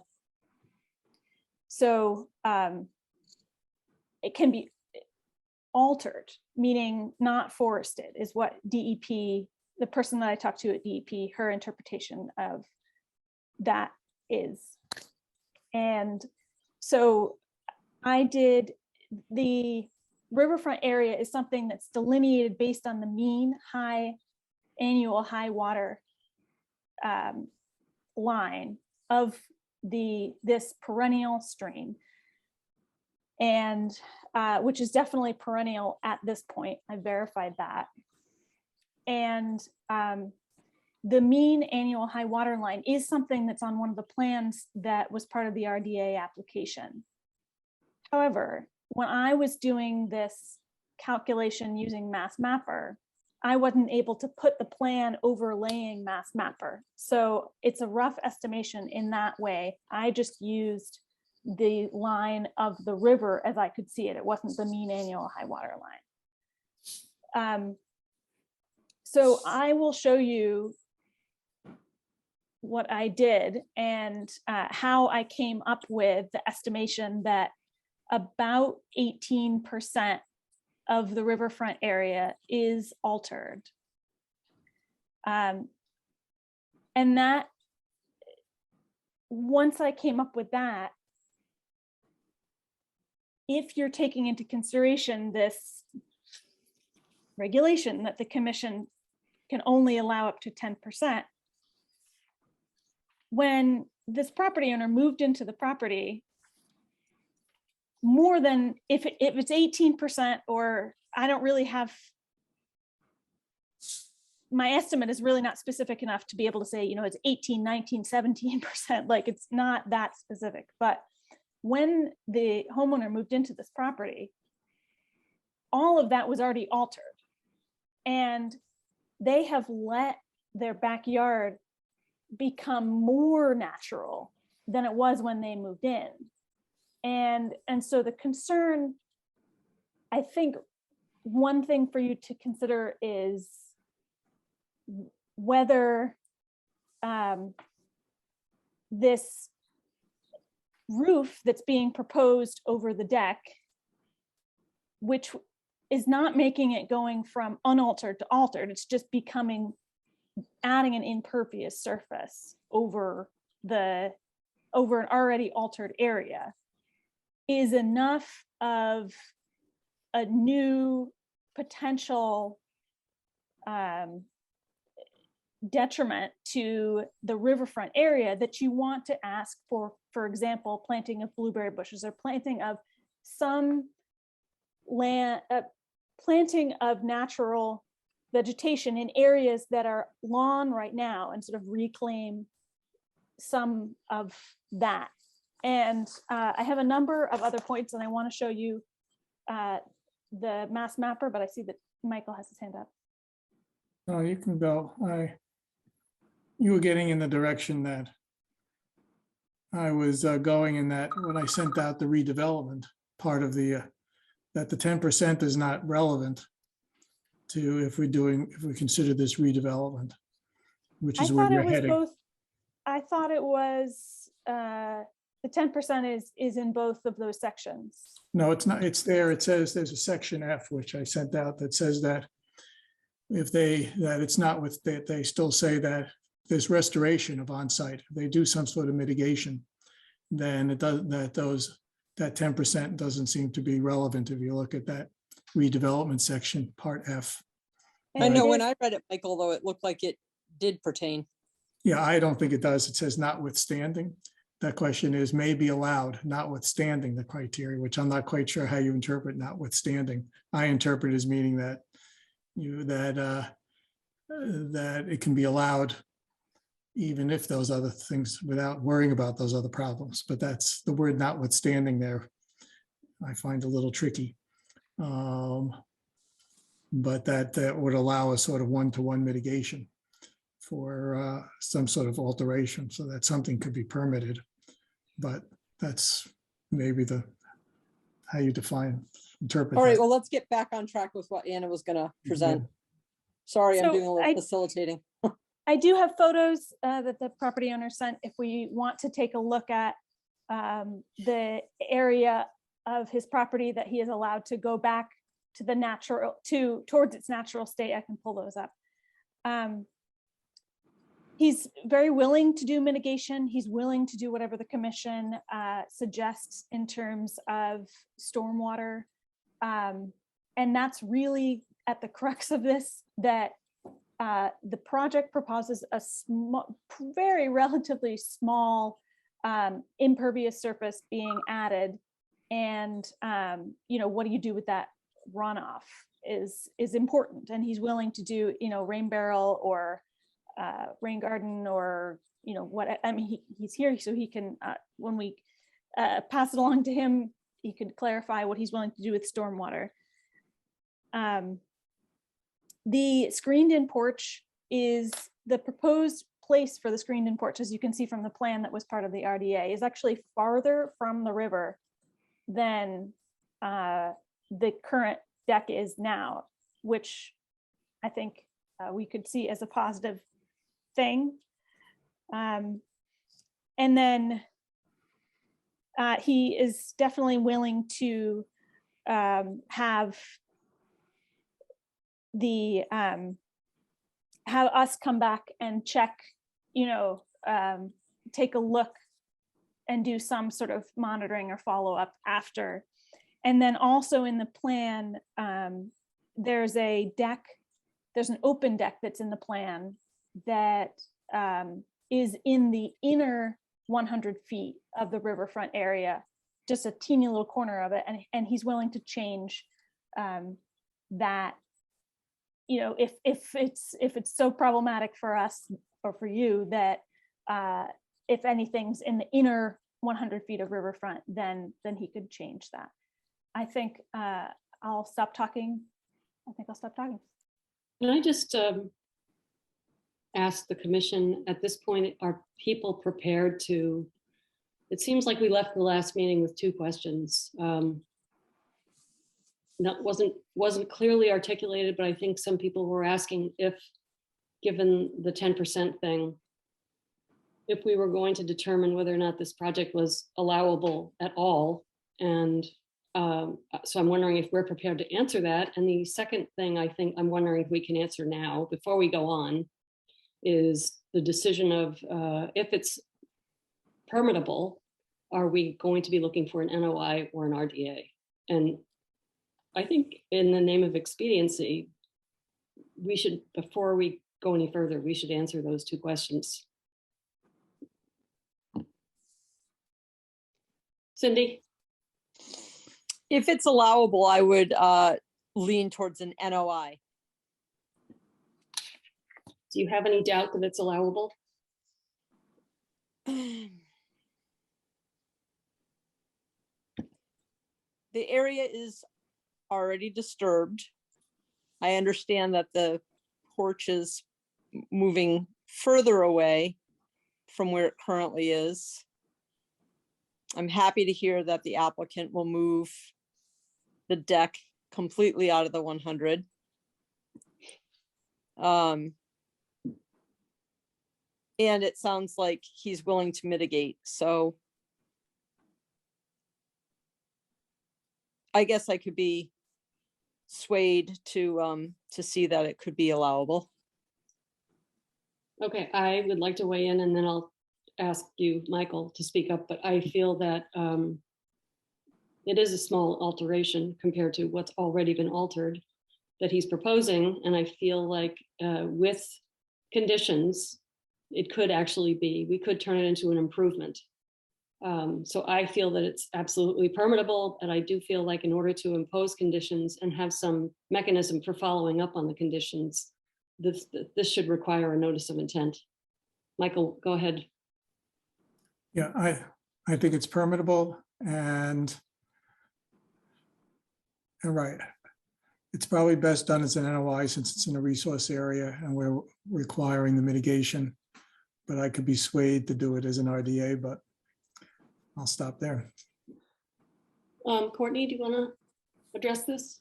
Yeah, I agree with you, Jean. I think that this could, with the right mitigation, this would be an improvement, the plan as a whole.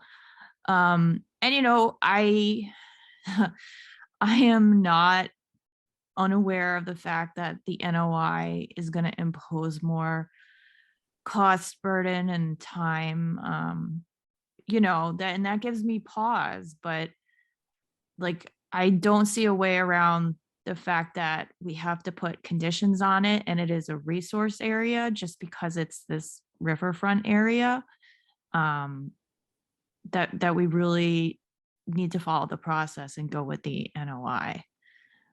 Even though it kills me to say that. Carol, do you want to weigh in on this? Did we lose Carol? You're No, no, muted, no. Carol. I'm you're sorry, I muted. was muted. I have no disagreement with any of the comments that have been made, and I have nothing further to add, actually.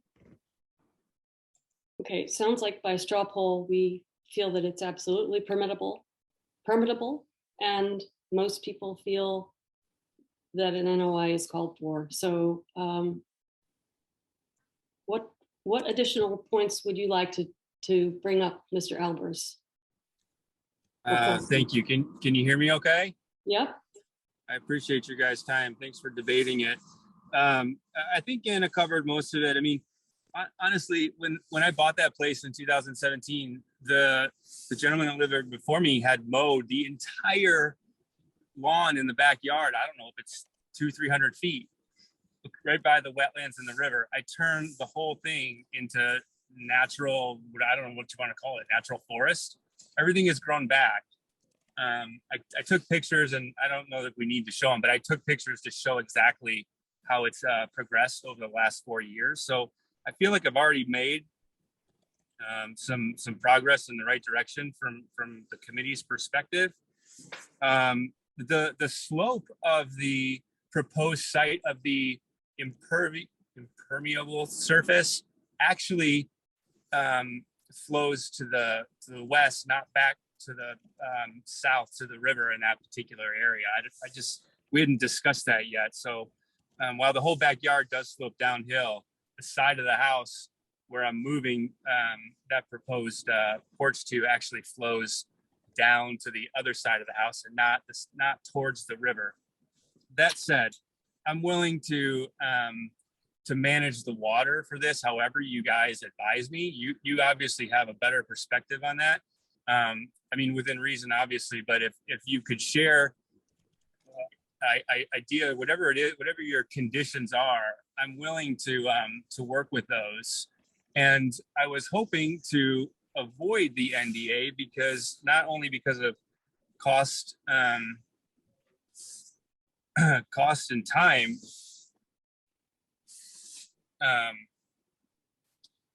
but because I'd also be willing to just agree to whatever, like, if the committee wants a clause that says they can come back and look at it, inspect it along the way, and then, give it final approval, I'm willing to give any clause that an NDA is going to give. I'm not really sure at this point, from listening over the last couple of weeks, by going through the expensive and timely NOI process, where that's going to leave us in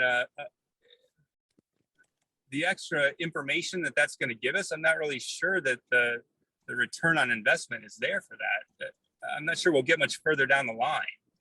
So that's my hesitation towards doing the NOI. And I mean, I understand the history is that you've always done an NOI in these situations, but I mean, it seems like there's a lot of individual pieces of information here that sort of lean towards the fact that I'm willing to do all of these things, that each project, each set of circumstances is unique and should be considered as such, I would think. And if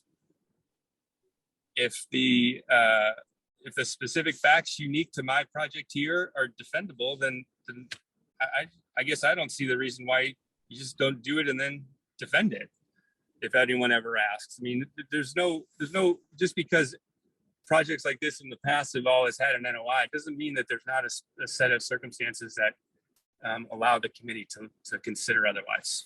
And that's my piece. I'll leave it at that. I know you guys are busy.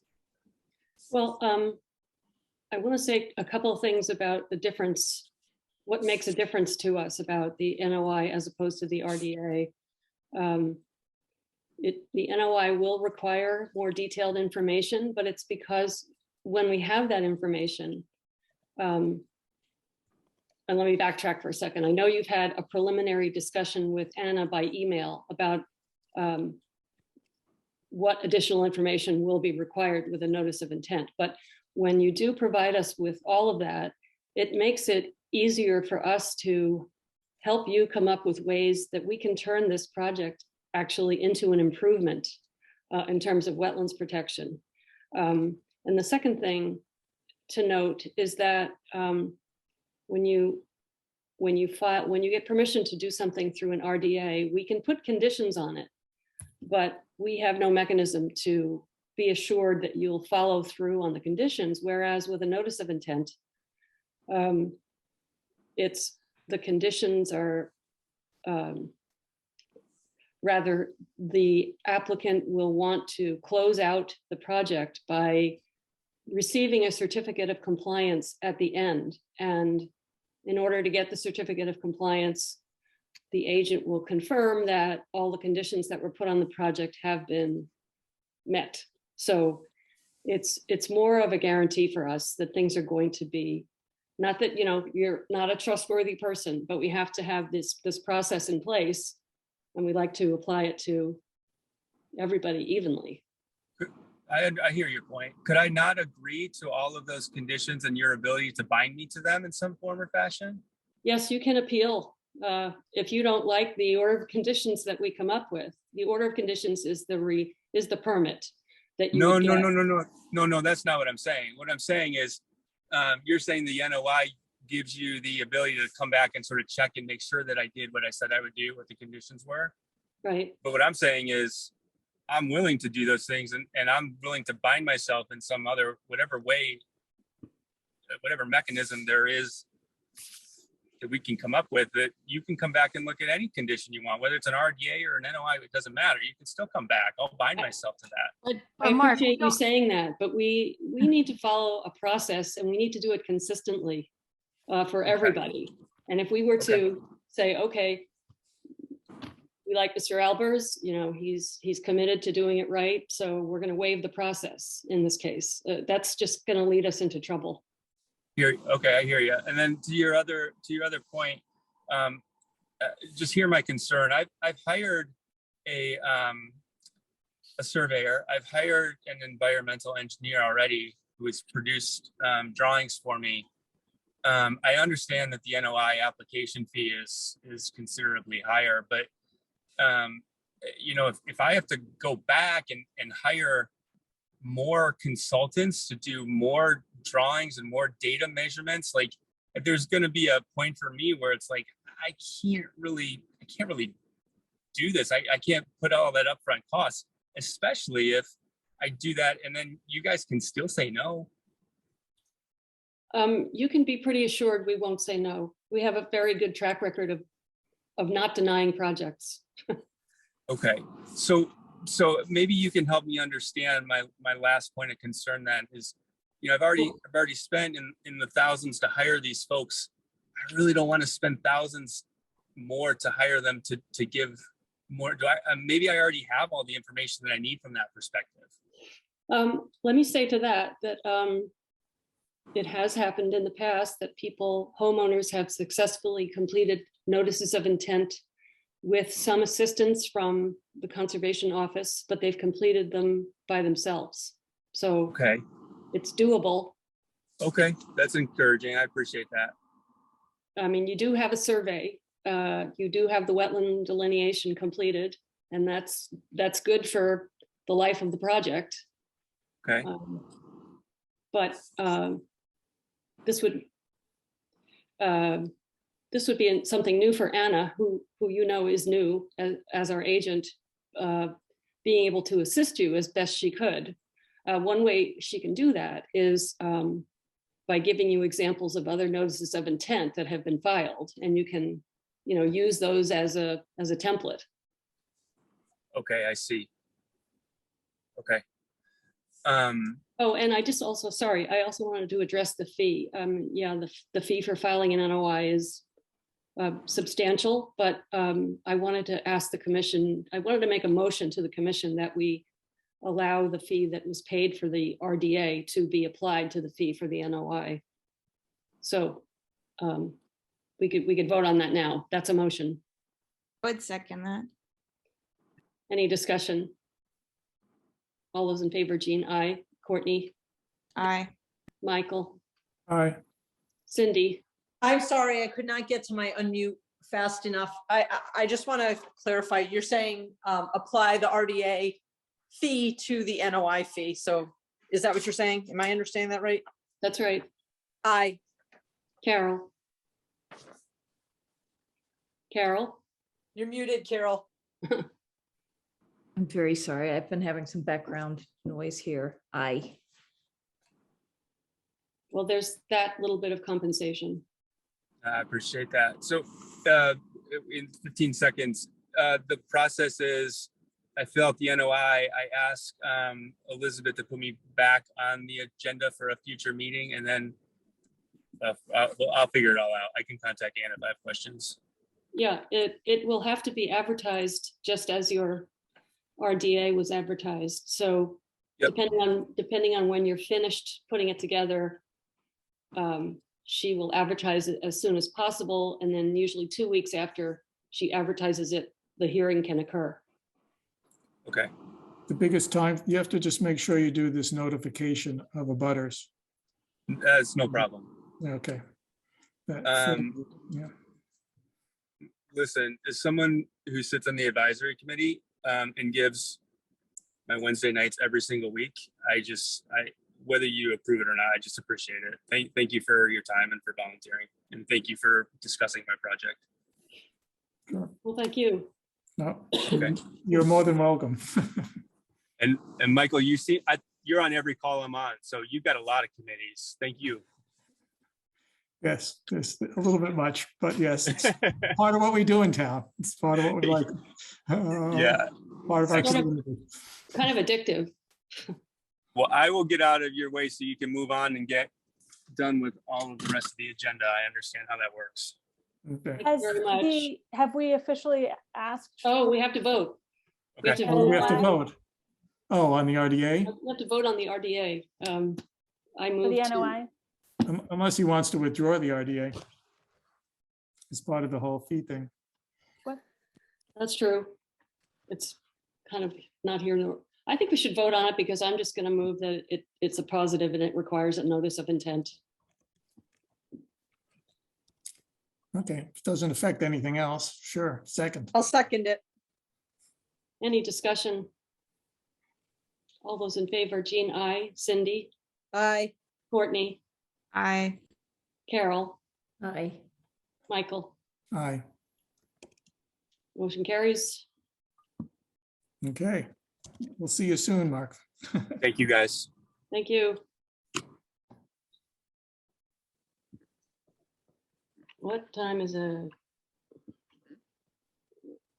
I assume is Silverwood just being continued? No, this is not continuing the hearing to amend the order. This is a discussion at the request of the abutters. Ah, We have 3 minutes, and I want to tell you that there are no minutes and no warrant this evening, so we can check those both off. Can I interrupt for one moment? I'm taking the minutes. Jean, could you tell me what your last motion was? You said something like positive and Right. Yeah, I moved that the RDA receive a positive, and I'll get the number to you. It has to be a +2 or something like that, but it's going Okay. to receive a positive determination, which requires that this project proceed as a notice of intent. thank you. it's a +1. Thank you. Thanks, Michael. What did you want to get into, Anna? Nothing, I was just saying that we don't have a warrant and we don't have minutes. Oh, excellent.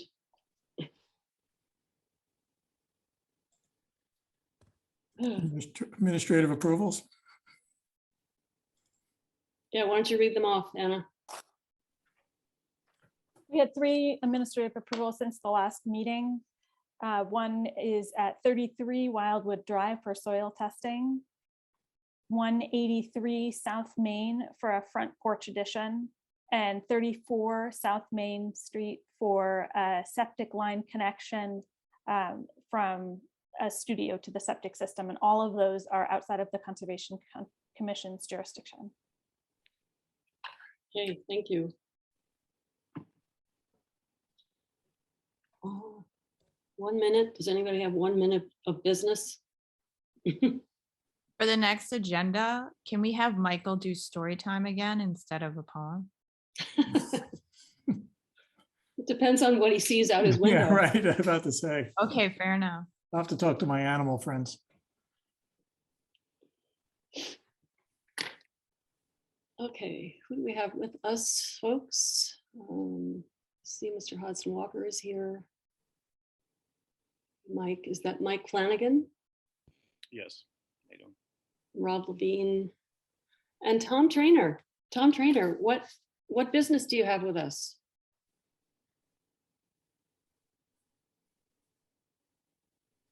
You're muted. I'm just interested in several of the topics you've covered already, and this one coming up. So I'm just fly on the wall.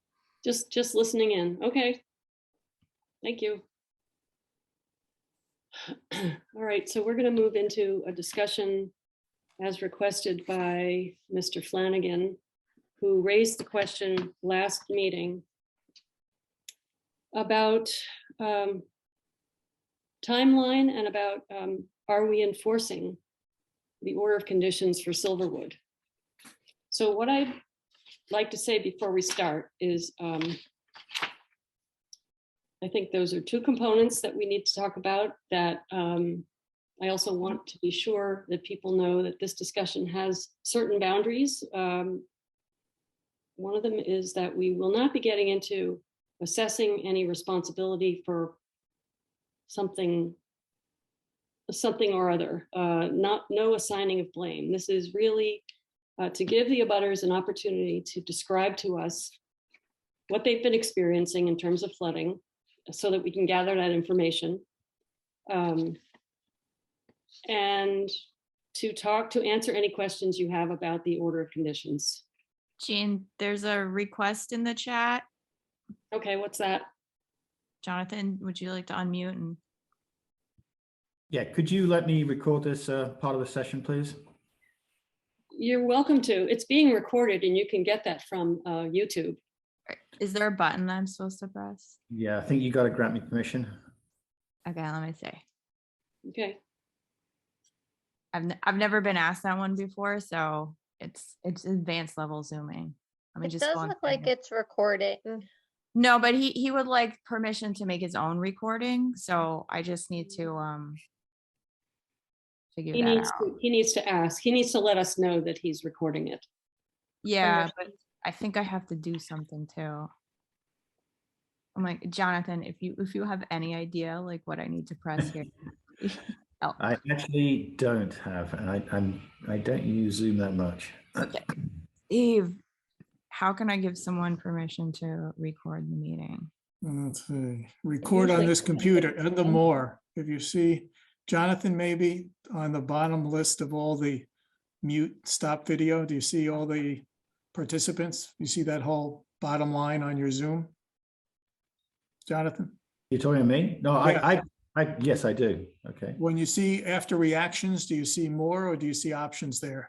There should be something called, I see on my computer, it says record on this computer is Alt R. Try Alt R and see if that works for you. I have a record button on the screen. It just says I've got to ask the host for permission. That's all. Okay, does it let you ask me? Start video, rename themselves, unmute, chat. Carol, just talk. Well, Courtney's talking, but I'm just the mumbling myself. Go ahead. I just don't know. Usually when you start and the Zoom is recorded, each person who enters the session has to give their individual permission to be recorded. Try now, Jonathan. So I don't know whether that is kind of a blanket coverage for any additional recordings or not. I'm just bringing that up as something to consider. Okay. That worked. Thank you. Okay. Thank you for your patience. Where did you I find learned a it? new skill. So I had to click on his name in the participants and more, and then there is allow permission to record files. Right, now you can see that he's recording, right? When you look at the participant list, we can see that you're recording. Okay. Thank you. Sorry about the delay. No, it's good. All right, so back to page 1. I want to open it up first to either Mr. Flanagan or another one of the abutters to describe to us what flooding they've been seeing and especially what's happening at present. Sure. So this is Mike Flanagan, as an abutter here at 27 Doffing Brook. Yeah, I mean, at present with the ground frozen, there isn't considered. There was flooding in the somewhat yard maybe a couple weeks ago when there was that warm front there that melted some snow. But otherwise, the issue is really acute in the spring, summer, and fall. It was the case last year where my basement and garage was flooded, mold growing. And I know others here that they can talk to about as well. And so I understand. So, I understand there's a process here, and I think there seems to be like two problems here. One big, one small, I would say. The big problem is the discussion around where the water's originating from and where it's ending up. And I know I think the core of the engineering study is, is it Western Ave? Where's it coming from? How do we deal with that? And ultimately where it ends up and how much sediment's in the water and the color of the water and that. And I think that's what this whole readout of the report's going to do, and then start probably what is another long drawn out process to ultimately fix the root problem here. I would say my problem, or the Dopping Brook problem, is the smaller problem. We're just stuck in between point A and point B, and the water is just, obviously flooding our backyards, our basements, and garages, and causing, property damage, erosion, and mold. And there seems to be a forest at the end of Dopping Brook, and the water could presumably go there, and ultimately it's going to end up at the same point. I just don't understand why it needs to go through our basement and yard before it gets to point B. And I guess that's the core of, I think we're a smaller player in this whole problem, and I understand the bigger problem that the town's spending money to assess, but we're kind of in the middle of point A and point B here for a reason I don't fully understand. Does any other abutter or concerned citizen want to speak? Yes, this is Rob Levine at 30 Dopping Brook. My concerns here are different than the Mitchells and the Flanagans. I happen to be the recipient of this. I grew up in the town. I've been here mostly for the 50 years. That stream bed, whatever you want to call that runs on the boundary of Dopping Brook, was always an intermittent stream. It has not stopped running. An intermittent stream, and I believe it's called that in the town and on whatever documents there are about that. And I have, like I said, a completely different issue than those. I am the recipient of all this water. It has now become a constant flow, or it's now no longer an intermittent stream. It is a complete stream. And there was talk about, erosion and how it's washed out things. And at this point, I would assume I am also the recipient of the erosion and the sediment. And now it is not contained. It was never, ever really contained in any stream bed or whatever, because there was a minimal amount of water that used to come basically in March and April when snow and rain came down. Now it's pretty much flooding. Now it's the back of my yard, but it's still probably 25% of my property is underwater right now, maybe even a little more. And it's totally changing I would assume, the water table around. There's other areas that we can't really determine when and whatever it's changed and how it's changed, but it definitely is changing. And so, like I said, being the recipient, I just want to be a pass-through. Something needs to be addressed, obviously, with the upper, homes that are having, issues to their dwellings. But this is also just ending up, like I said, I'm a recipient that all of a sudden it's changed. And it doesn't seem to be anything or any concern about that. And I'm, again, just like Mike had said, we're kind of stuck in the middle. Yeah, it should be going someplace else. The water's there now to stay, but I don't want it staying here either. And that's the concerns that I wanted. And Michael has been down a lot to see it. I think Jonathan might have been. I mean, it's completely changed, the at least 25%, if not 30% of our backyard. And I just wanted, and that, like I said, was an intermittent stream that's been running. I mean, this all started, I had pictures of January, I think it was January 25th, 2019. And now we're in March of 22. And it's just a continuous flow of water.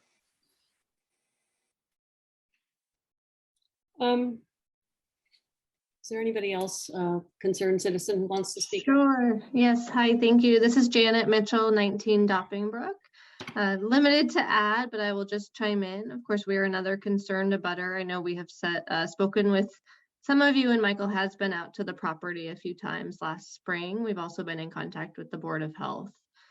We are experiencing more what I would say active water running through our property, especially at times of any sort of rain.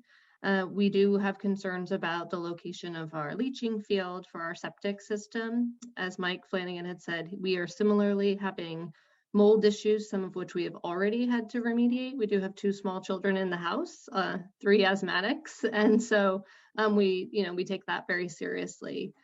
We understand there's a lot to consider here, but we are eager to understand the path forward. And really how can we address these issues? We've only been in the house for a year, but we have had communication with the prior homeowner, whom I knew many of you are familiar with. And we are, really want to ensure that we just maintain a safe property as we raise our family in town. Okay, I want to be sure everybody understands what was spoken about just very briefly at the last meeting, which is that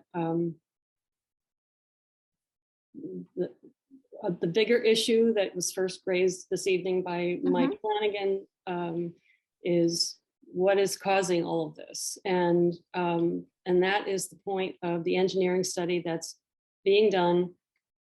We were hoping it was going to be completed before this, and now we're being told it should be done by the end of this month. And that we were asked by town council, we meaning the Conservation Commission, to not act on this project until we receive the results of the AECOM report. But I also want to make sure that everybody understands what our role is, what Conservation Commission has to do with Silverwood Farm. Like, why is there an order of conditions? It's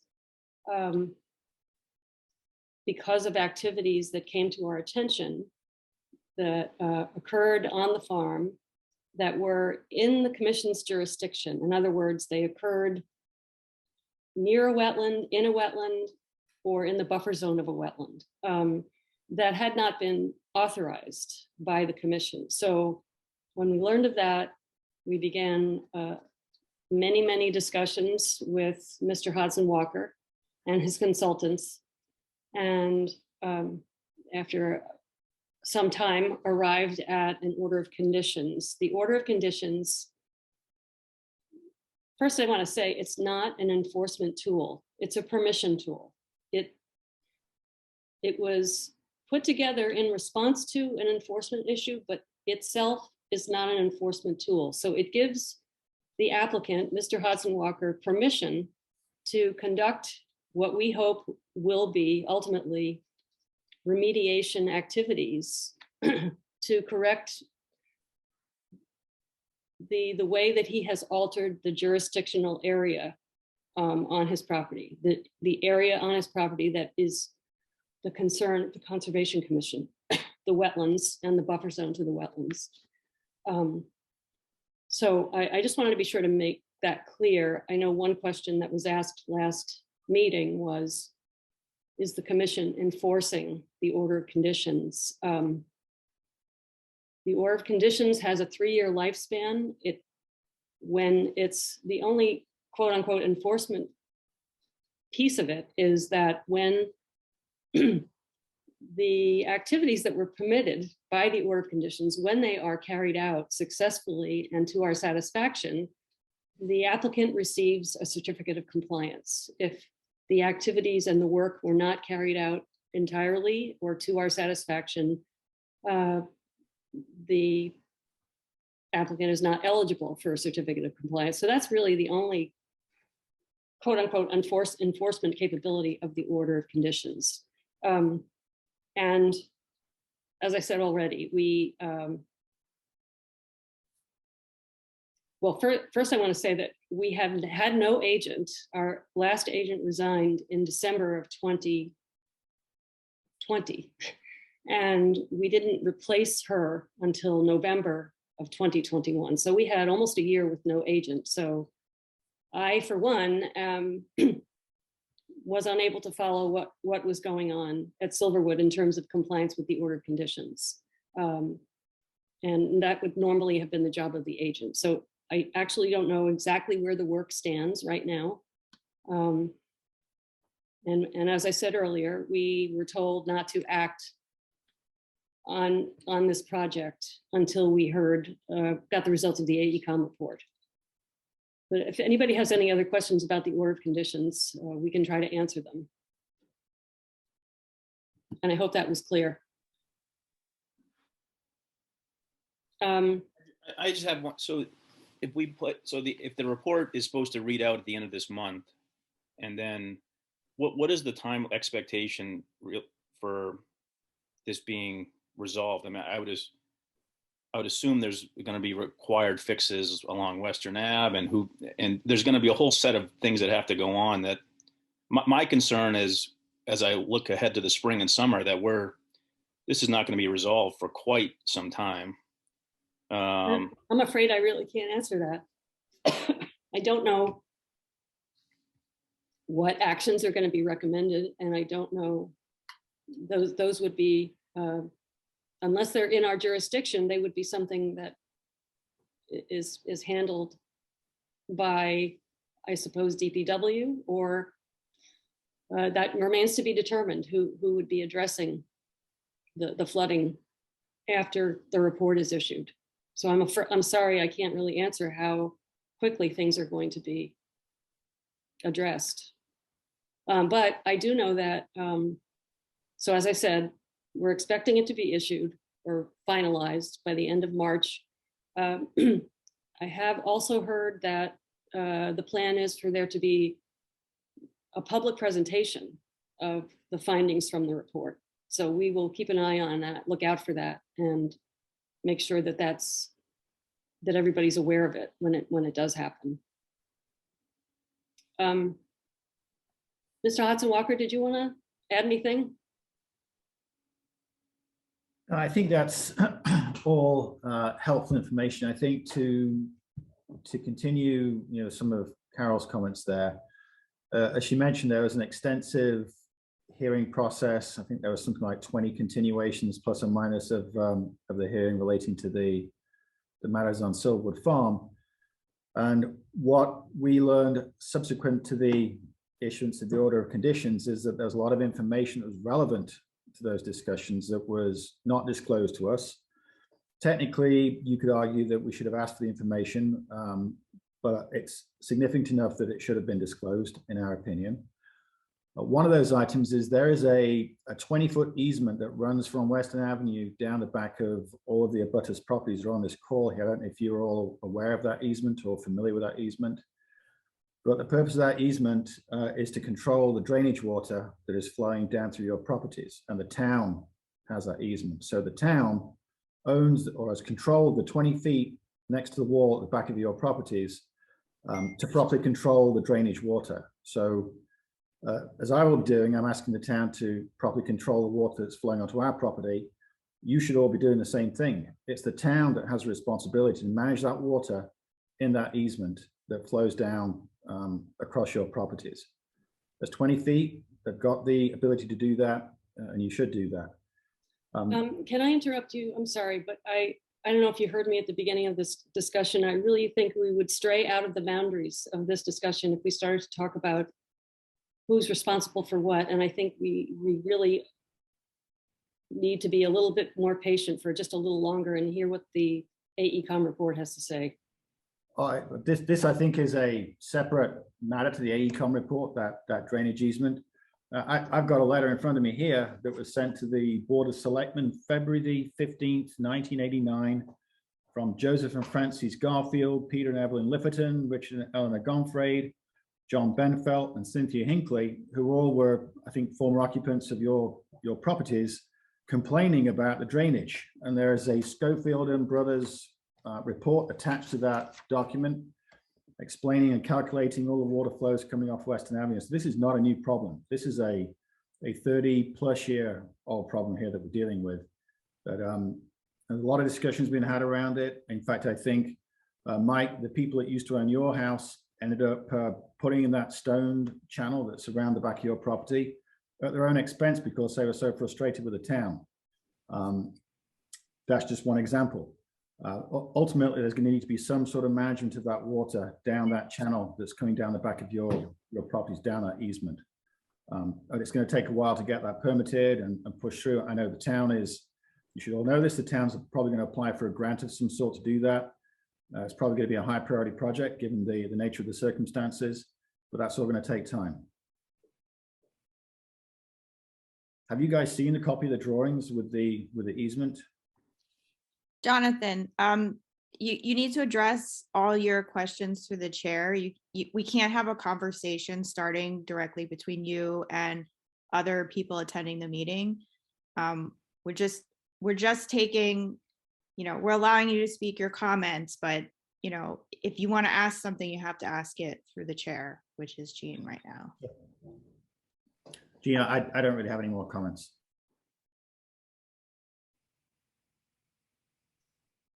Does anyone have any questions about the conservation process or the order of conditions?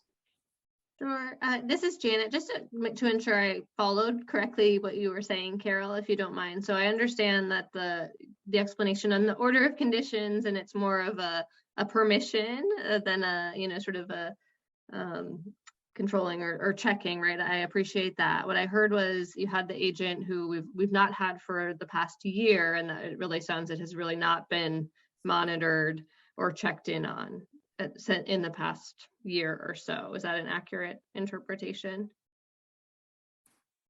To the best of my knowledge, yes. Okay, I apologize, Jean, for referring to you as Carol. That's okay. And then I like Carol's name. And then I have clearly not attended many of these. And then secondary is, as I understood it, if you had the agent back, would you be unable to enforce or check on those order of conditions because of the open study? Is that also a factor at this moment? Is it sort of essentially on hold, independent of the agent leaving? Just so I understand your question, or maybe I'll try to answer it, and we'll see if I got it correctly. Now we have an agent. She is brand spanking new, has no or very limited awareness of this project, but once the AECOM report is finished and we no longer have to suspend, the commission no longer has to suspend its actions, regular monitoring of all projects that are under orders of conditions usually goes on during the life of that permit. So the agent would be expected to periodically check on what's happening at Silverwood Farm. Understood. So to resume. Okay, you did answer my question. So thank you. Great. I'll add that even without the agent being there, the project I personally was looking at the project, and it was essentially when it became more a little more of a legal matter, that the monitoring of the progress of following the order of conditions ended.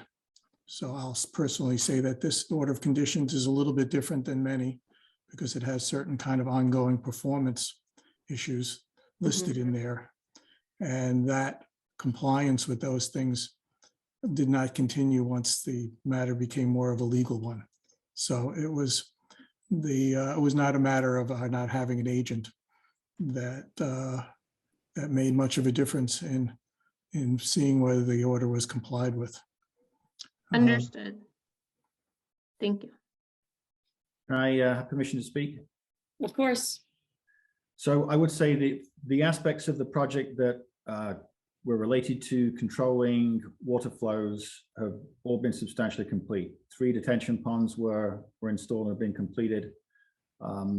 So the aspects that were designed to detain water are already in place on the project. Thank you. Yeah, I only meant that there was certain performance other parts that that was still in process, but we won't go any further. We don't have to talk about that more now. No, in fact, we shouldn't. Any other questions or comments?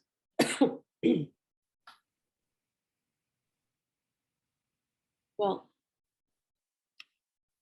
excuse me, I thank you for your participation, and we will keep an eye out for the report and any presentation that's going to be offered to the public and let you know.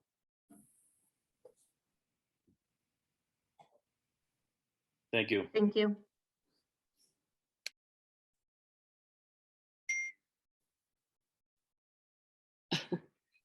It's just in time for, well, we have 5 minutes, I think, unless anybody wants to say anything else about Silverwood. 5 minutes until we reopen the hearing. Do we want to start something else? I don't think there is anything else. Is the Eversource. Oh, I'll just say quickly about the Eversource and the Enbridge documents. Those, all three of those documents, actually the two from Eversource and the one from Enbridge, are all just part of regular notifications to the conservation under larger agreements, that when this kind of work happens, that they'll give us a certain amount of notice. And I haven't had a chance to look very closely at those documents, but while the review periods are open for all three of those, I'll be sure to look at them. And if anybody else has comments on those documents, feel free to share them now, or send them to me by email.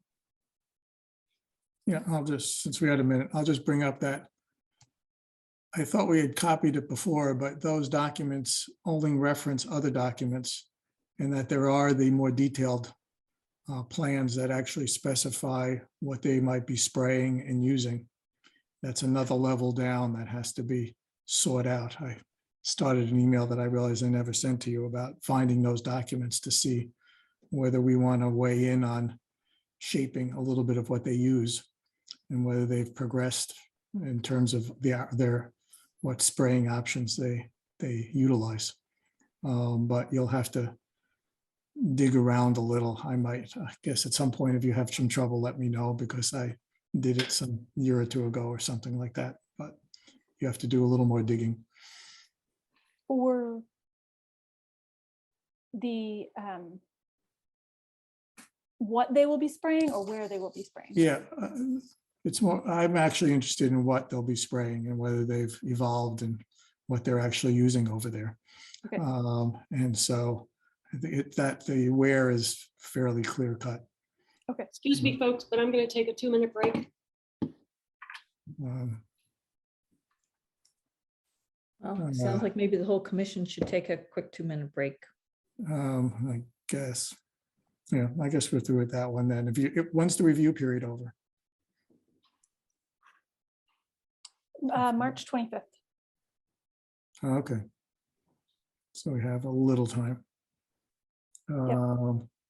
Yeah, I just can't tell if the science has evolved as to what we can do to minimize, because a lot of people hike around back there and such. Okay. So it would be nice to see if we could have something that has a little, maybe a little less impact of residuals for that area. Let's see. I'm also going to take a break. I'll be back. Okay.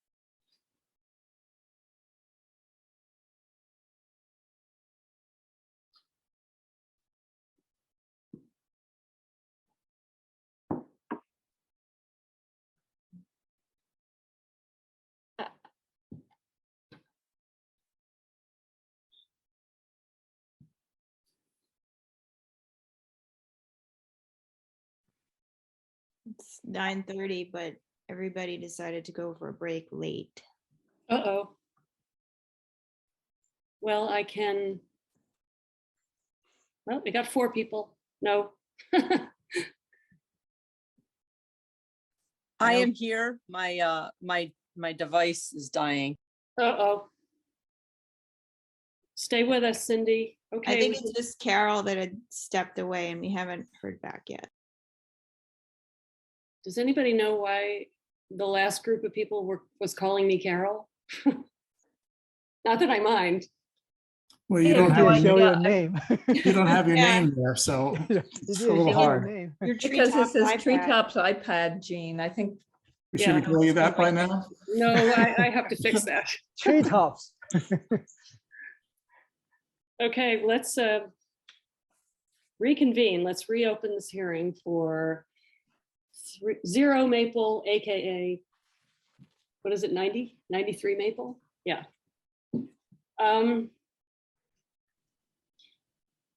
So Deshane, you've submitted some narrative since the last meeting. Do you want to quickly walk us through what's in the narrative?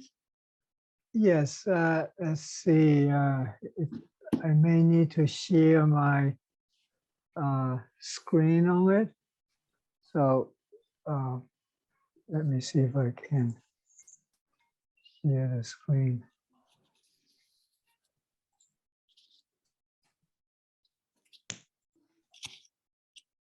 Okay. So you see my screen? Yes. Okay. So as a summary, I had at the last meeting, we were requested to do performance analysis of the project. And then there's also input request to reduce the impact area in the buffer zone. So we did it. We tried to do the best, and also need to balance a little bit flexibility because of construction. Sometimes it not always be 100%. So especially in kind of civil engineering constructions, we all know that. So, so as a result, the summary, we reduced or we increased the setback from the well. So we pulled the well further away from the wetlands. So right now it's almost 100 feet, and also increased the minimum setback for overall is 57.24, but as we reviewed in the field, and I will show you on the plan, the average is probably about 80 feet because there's a in the back the setback is 100 feet. So the minimum is a 57. And then we also reduced the outer buffer zone impact, reduced it from 9,700, almost 10,000, to about only half, close to half of it, like 5,000. And the house, we also reshaped it and reduced, cut the length or the width of the house 5 feet, and pushed the house further back toward the leaching field. So tighten up. So we changed the orientation of septic tank so we can fit a little bit more toward the back. So because of that, we reduced the house in the buffer zone almost also to half, from 1,022 to about 600 square feet. That's a 41 reduction. So the actual fill we're proposing in the buffer zone is minimized like a 30 yards. As I said, also the well is moved really close to 100 feet. And we do have like a 4 feet of flexibility, but I feel during the drilling setback, if we missing that, we're going to have a big trouble with Board of Health. So I'd rather than keep that 4 feet, flexibility for drilling and all the construction purpose. So that is so with all that said, the trees, the mitigation trees, we increased the size as recommended by Jane in your email, and and then we added the stockpile area outside of 100-foot buffer zone. And we also keep the 7 snacks, and we can keep more if it's reasonably be able to do it. So that's definitely not major issue. So I think the major things we reduce the impact is significant. So the applicant did a good face. I talked to them and explained to them. So we bring the impact to really to the best I can. For the performance standards under the state regulation, we are not really. So when you propose work beyond 50 feet, usually they consider they will be, you can file a simple notice of intent and is considered very minimal. For our side, we all see on the side, the 50 foot is very mild slope. So, and have a pretty good tree cover. And I show you with all the leaves, if you're looking on the photos, it's very, this is from flag 1 to 5. So you can see the tree within the 50 foot is pretty decent. So you can see the sky, the shade with all the leaves on is, you can see that when the leaves coming out, I have been there when the leaves are, it's pretty much shaded well. And then, so this is the from flag 9 to 5, 5 to 9. That's also pretty good hardwood. And that's a sky shot, so the shade.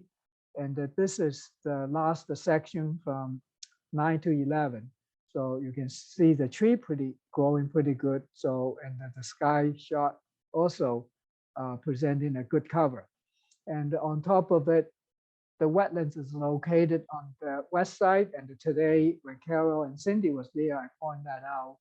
So the tree shading, I understand, is not the only impact to the wetlands, but I like to, at least from the shading impact perspective, the trees have a very minimal impact for the area proposed, the work we propose, because of the wetlands is located on the west side, you know, and when really need the shade is the sun is already on the other side of the tree lines anyhow. And as far as the contribution to protection of the interest under the state regulation, is technically we avoided the direct impact as considered under, from my 30 years of working experience with Wetlands Protection Act. It's this kind of project is probably very rare in many other towns. So we have like average 80 feet of setback from wetland line and keep all the trees. So that's from the state perspective, I don't really see there's any issue raise it. Under the bylaw, actually, I respect all the members, your opinion about the protecting trees and the interest, and I would agree with it. I don't see anything, but on the other hand, this is just my personal opinion and all understanding how we can work according to your written approved regulation. How can we work with it? Because simply, if I read it, the regulation right, you have a performance set up how we can comply with the bylaw. So if we look into section 7 of your bylaw, that's here. So the resource area, we are not touching anything. So in a way, as the town regulation defined the resource area, we definitely have no direct impact at all, including the 50-foot no alteration zone. So from that perspective, the only, there's not really quantifying or specific performance requirements in the outer riparian zone. So if you go read it, if I can come in to look at it, I don't know what to follow, but except the 50-foot no alteration zone, and then the fill, you have the fill. If you look in section 2, is about the no alteration zone, that's your performance requirement. And then you go into section 5.3 is only talking about fill. There's nothing talked about alter riparian zone, how we should design project to, except every member's input based on personal opinion. But if we don't have a written guidance set in the regulation, it's just making the process much harder. So, and that's just my working experience. I'm not complaining, it's just a fact. So if you're looking again, the performance section 5.4 stumps, so we're definitely not going to bury it, so we can comply with fully. The fill, we're going to comply fully, you can condition so. And point 4 is about discharge from water filtration. That's not a problem. So as you can see, all your 4 sections of performance, we exceeded because we have more than 50-foot no disturb zone, and we provided not even listed requirements on all the tree mitigation plantings. And and we also added the stormwater treatment, not just for the house, even though they all, especially for the driveway, they all located outside of 100-foot buffer, we still voluntarily added, not according to the requirements in the written requirements. So we provided that, and we fully recharge our roof. So that's also unexempted under the state regulation, and it's not in the local bylaw. We provided that, right? So it's just to be really a fair view of it. We feel the design plan, and I appreciate it. If I would do, I believe the applicant will have the same feeling and willing to protect our environment as much as we can. So that's why we did all the changes. Appreciated the constructive comments, recommendations. We pretty much incorporated the major, if it's not all, the request in your written and verbal request at the hearing.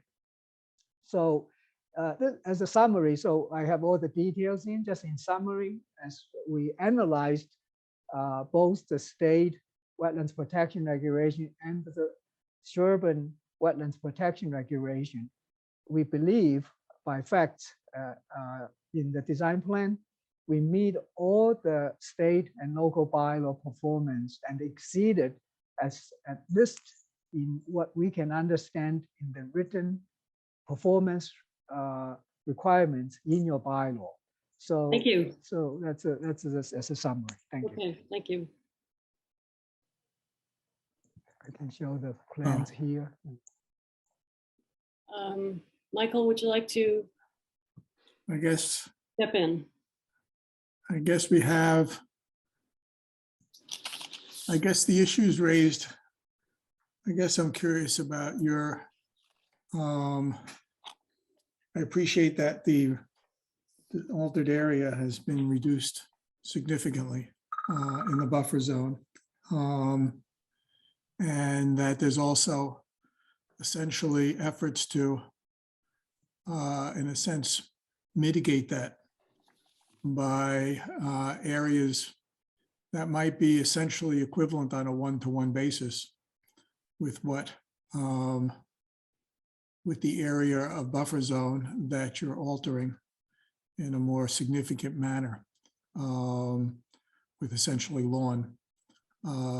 Understand some of the tree cutting is dangerous, but there's also the tree cutting.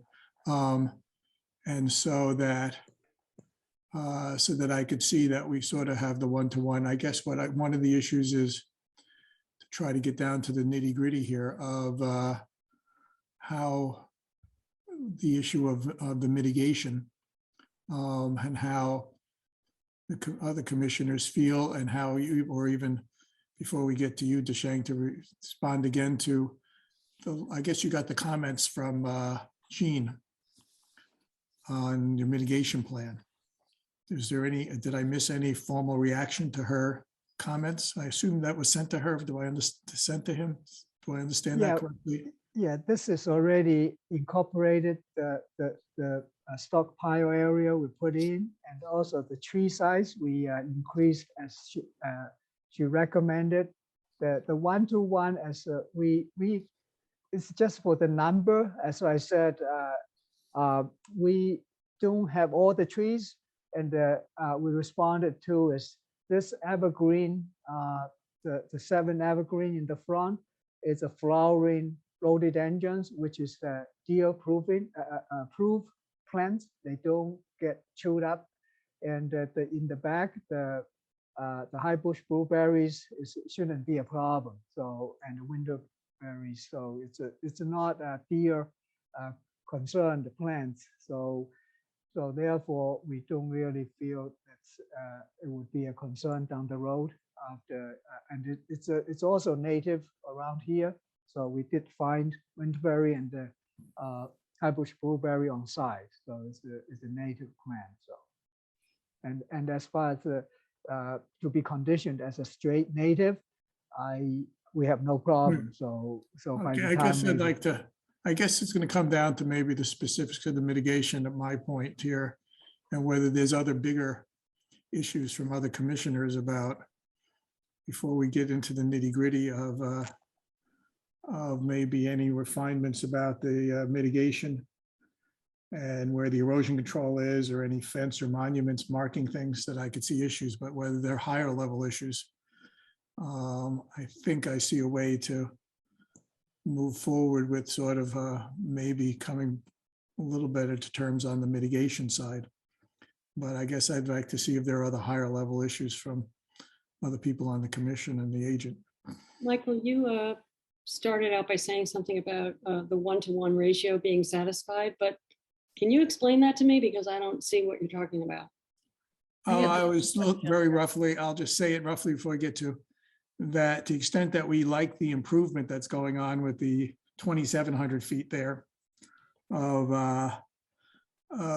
in the area where they're including the ground cover. And if I made some rough estimate of where of plantings in the area that those plantings might be in, and maybe more, I was probably agreeing with you that maybe there'd be more plantings to mitigate for all of the things there, that probably if I made some very crude calculations of the area of where all those plantings would be, that could be another 2,000 to 3,000 square feet. That it gets on the order of magnitude. This is not a precision thing, but that between the areas of the plantings and the area of the ground cover thing, that's getting close to the sort of 5,000. So that enhancement of those areas area, that's my 1-to-1 rough view of this thing at the moment. But it requires a little more refinement. Have we, forgive me for forgetting if it's already been discussed, but did we ask for a consideration that, for example, the amount of area that's in the outer buffer zone that is now proposed to become lawn, have we asked that Deshang look into creating more buffer-like qualities elsewhere on the property to compensate for that? That's what I thought the mitigation was. Right, the mitigation and also the plantings. So those shrubs was not really there. You can see where we cut the trees is pretty much pine trees. They are almost like herbicide. Right. They don't, they substitute all the growth. We are adding those So right, 22 Deshang, shrubs. let me just reply. Keep it up at the commission at the moment. Okay, now, okay, sorry.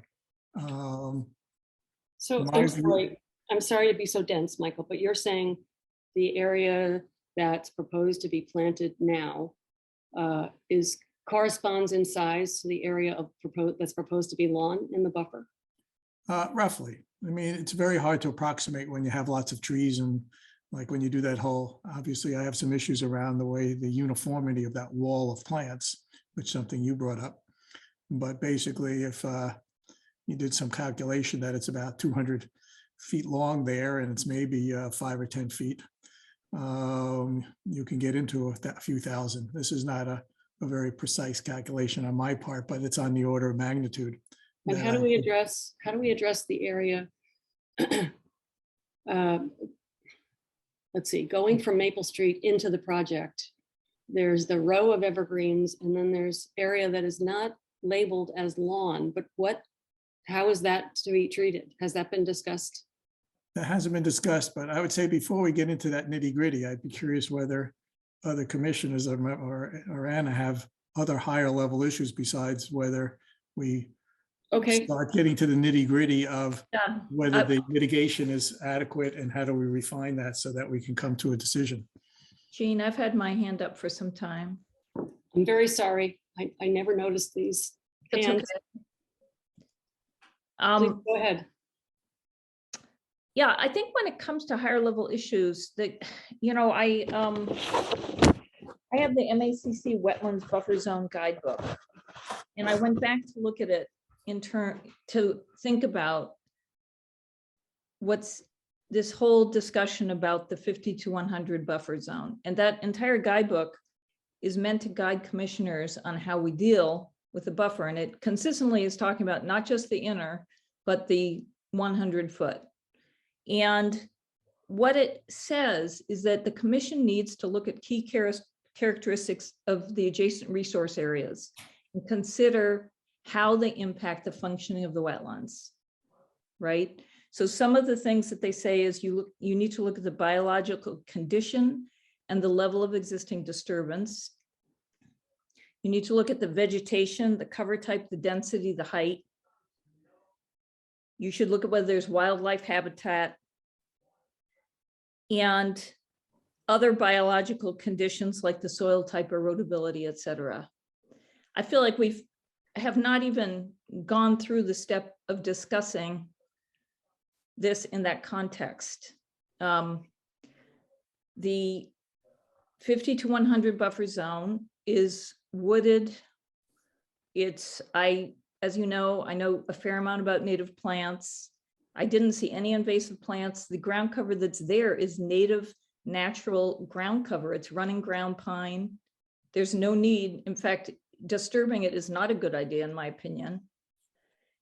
But overall, I'd say that this whole area that's being proposed, and I brought this up in the last meeting, the idea that somehow taking down a mature piece of woodland and replacing it with small shrubs cannot be viewed as mitigation. And I know that in the previous discussion, Desheng brought up the idea that you can't have mitigation in the buffer, but that's not correct. I actually did some research, in the town of Barnstable specifies mitigation planning for disturbance in the 50 to 100 buffer. It has performance standards, and the performance standards require not a 1-to-1 mitigation, but a 3-to-1 mitigation. So to me, if there were going to be mitigation, it would need to be on the parts of the property that are not within jurisdiction. So potentially it might be in the parts of the property that are currently, I guess in looking at this plot plan, the bottom part, which is, I don't know whether that's north or south, but just looking at this here, if these trees are going to be removed and some mitigation done, the real additional mitigation needs to happen elsewhere on the property, because that's what mitigation is. It's replacing disturbed buffer. So that's one concern. I have so many questions about this because, first of all, I haven't seen a final count of how many mature trees are proposed to be eliminated. I don't know what % of the buffer that is. I would like to know from Desheng how removing 15 or more mature trees that are taking up water, they're holding water near the wetlands, they're providing leaf litter, they're providing habitat, all of those things that keep the wetland healthy, how removing those and replacing them with lawn and some shrubs and some saplings could be comparable. I don't think that is a 1-to-1 mitigation if that were performed that way. in terms of wetland functioning, one of the reasons that the buffer zone is important is that it holds large trees, for instance, take up water, and they hold it long enough for it to infiltrate into the ground. And that does have an impact on groundwater. It has an impact on the wells of both whoever would be moving here and also the folks who are living at 93. Because I'm sure people on the commission are aware that a hydrology study of Sherborn shows that the soil is such that most of the water runs off or it perches on top, as it does in the wetlands here. And there are many people in town who've had problems with their wells for that reason, because in a hot, dry summer, there's not much available groundwater. So one of the interests of the act, it's, originally the Clean Water Act was to filter, take out pollutants such as come out of a septic system, take that up, but also make sure that there's abundant supply of water. And I believe that taking out this many trees is going to compromise that aspect too. So I just think we need to step back and look at the bigger picture, especially as regards to removing so many trees. But I just also feel like I don't even have the facts at this point of I don't have an updated plan. I don't have the one I have that I got only a few days ago. Evidently doesn't have all the final information. I don't know what the percentage is, so I'm not able to judge the impact. So I just feel like there's not adequate information here to make a decision tonight. And Carol, I agree with most of what you said. I thought I said it, but not as well before you. But I do feel that without the numbers, I'm just guessing at this, but it does not appear that replacement of an area that has the characteristics of the existing buffer. Wait, I'm not putting that sentence together correctly, but the proposed mitigation that I can see of plantings chosen for, I don't know what value, does not seem to replace the loss of natural buffer that's going to have to occur to create this project.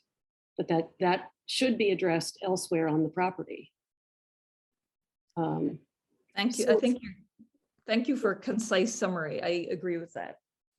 So you started out pretty good. I wonder if perhaps while maybe other members of the commission are talking, do you think you could come up with jot down the information, the list of information that you feel is not presented yet, and then we can provide that list to Deshang? I can put it in an email immediately after the meeting. Okay. Because yeah, I do agree. We don't have the numbers provided by the application to, the amount of area, percentage of the area that's being altered. And instead, Michael did some back of the envelope rough calculation. So I would like to hear that as well. Does anybody else on the commission have a comment? Anna does.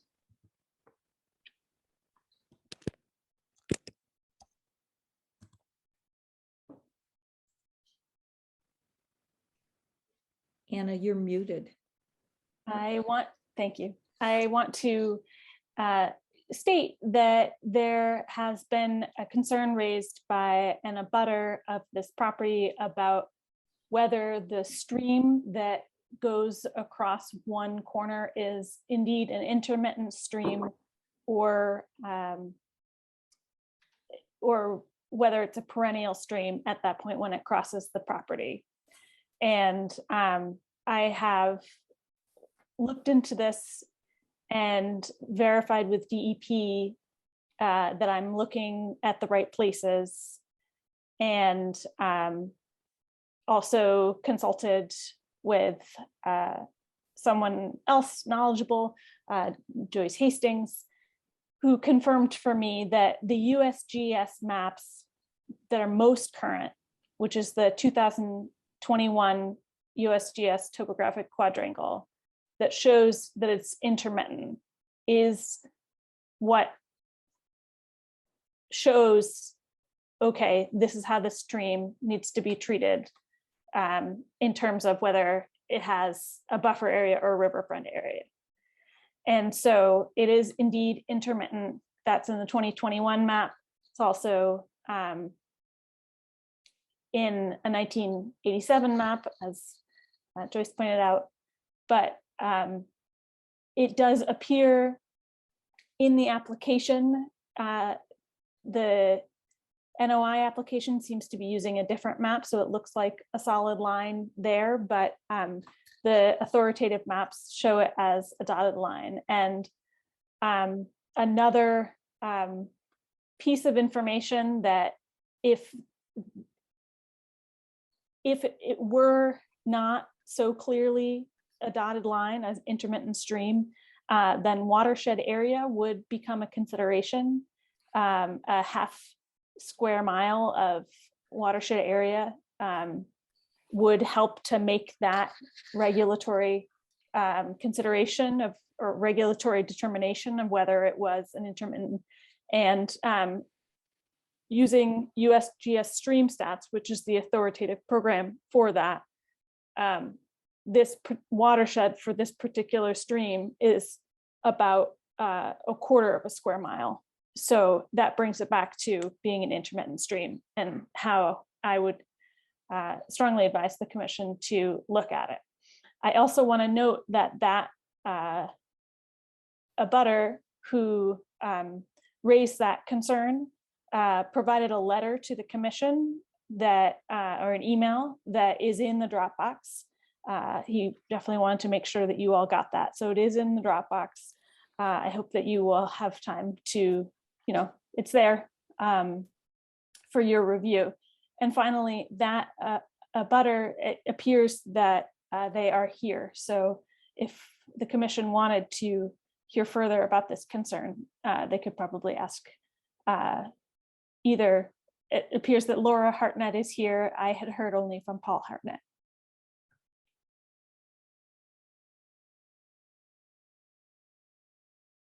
Well, I would like to continue to let members of the board, members of the commission make their comments, and then we can directly ask the Hartnetts if they have further that they want to add to that. Courtney, no, Cindy, you were next, I believe. Okay. You can see my hand. Good. All right. Can you hear me? Yep. Okay. I would like to build off of what Carol was saying about the buffer. So, and I will just go back to our regulations because they are our regulations. And I will just read again from our regulations, section 4.2, buffer zones.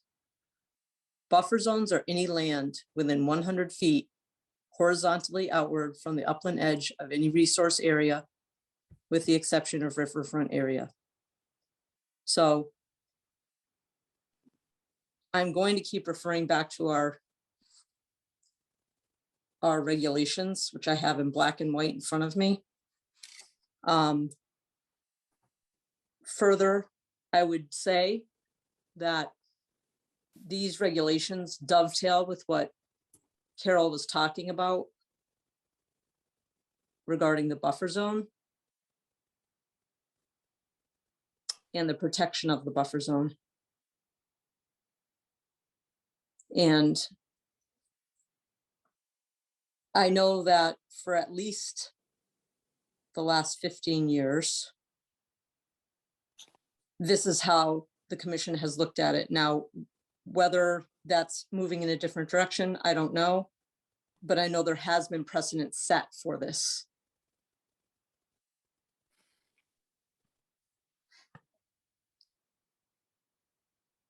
I think that's all I need to say at this point.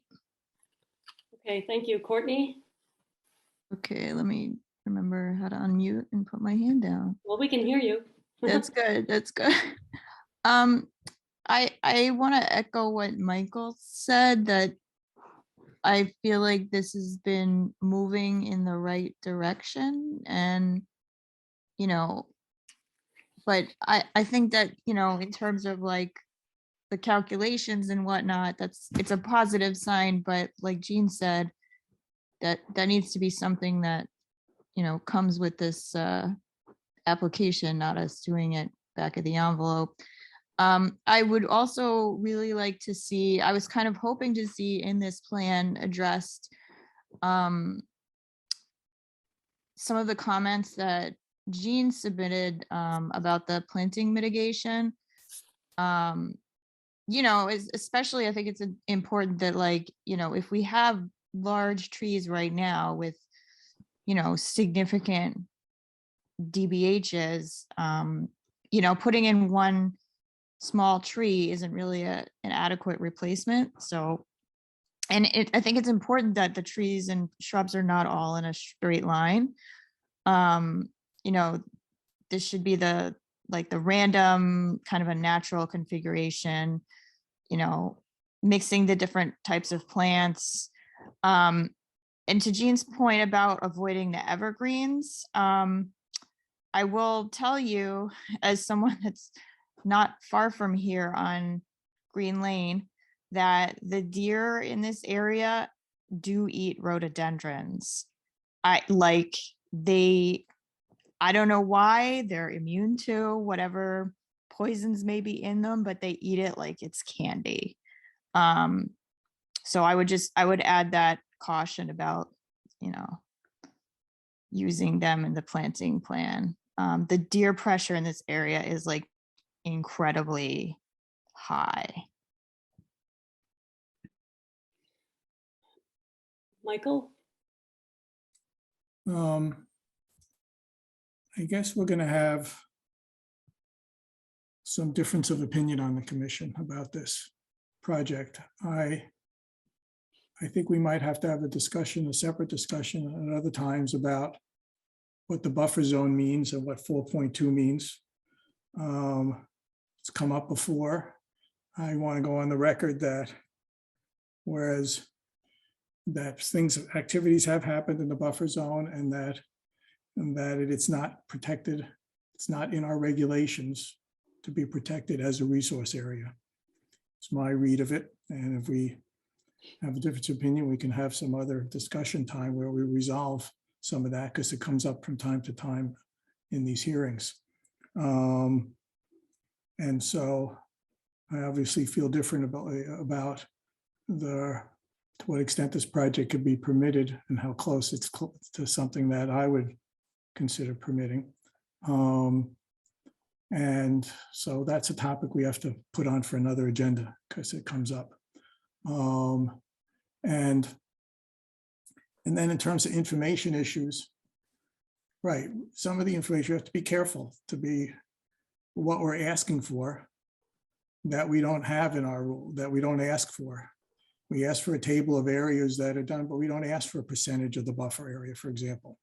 So to say to the applicant that we don't have all the numbers, I think I want to be fair to applicants that those are the kind of things that should be put in our regulations. We're trying to refine that kind of process, just like we should put in some of the stuff about some performance standards if we want to have that, which we were working towards. We did that for the no alteration zone, but right, we don't have a lot of specifics as to the outer buffer zone, or of many. But I do see that we have a kind of a split on the board about on the commission about to what mitigation is for something like this, and to what extent the buffer zone and what that kind of level of mitigation has to be for some taking of the natural outer buffer zone.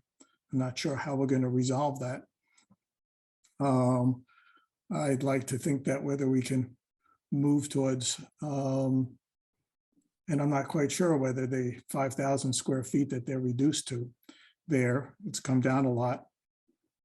And whether there's more lawn area that could be reduced or not, but we're still, whether it's even goes down to 4,000, because they want to get around their house on that side. I imagine that the trees are going to be, even if they, I'll say if they build the house there, it'll be an interesting issue if they build the house without cutting trees and then they come back to cut trees later. Because we're confronting all this tree cutting issues in general. And so I'm trying to figure out how we're going to move forward, in the sense that I would like to think that maybe the lawn area could be reduced further a little bit, but there's still going to be a significant amount there and a significant amount of tree cutting. And the question for me is whether we can work on the mitigation side. That is, that we start just focusing, if we can, some of us can accept the fact, or we come to an agreement as collective that we will accept some lawn that we'll be doing and taking of the outer buffer, whether we focus on the quality of the mitigation. And whether there's flexibility for some others, how other people feel about the fact that I would say that it can be mitigated in the outer buffer. And I don't know how much to go further, other than the fact that whether we're going to get some agreement on the commission, or whether we're going to have a split vote on whether there's going to be some reasonable bit of taking in that outer buffer, whether it's 5,000 or 4,000, and that whether, and we go from there and try to figure out what's an appropriate mitigation for that. Hey, can I get you to pause for a second, Michael? Yeah, no, I'm stopping. That's my end.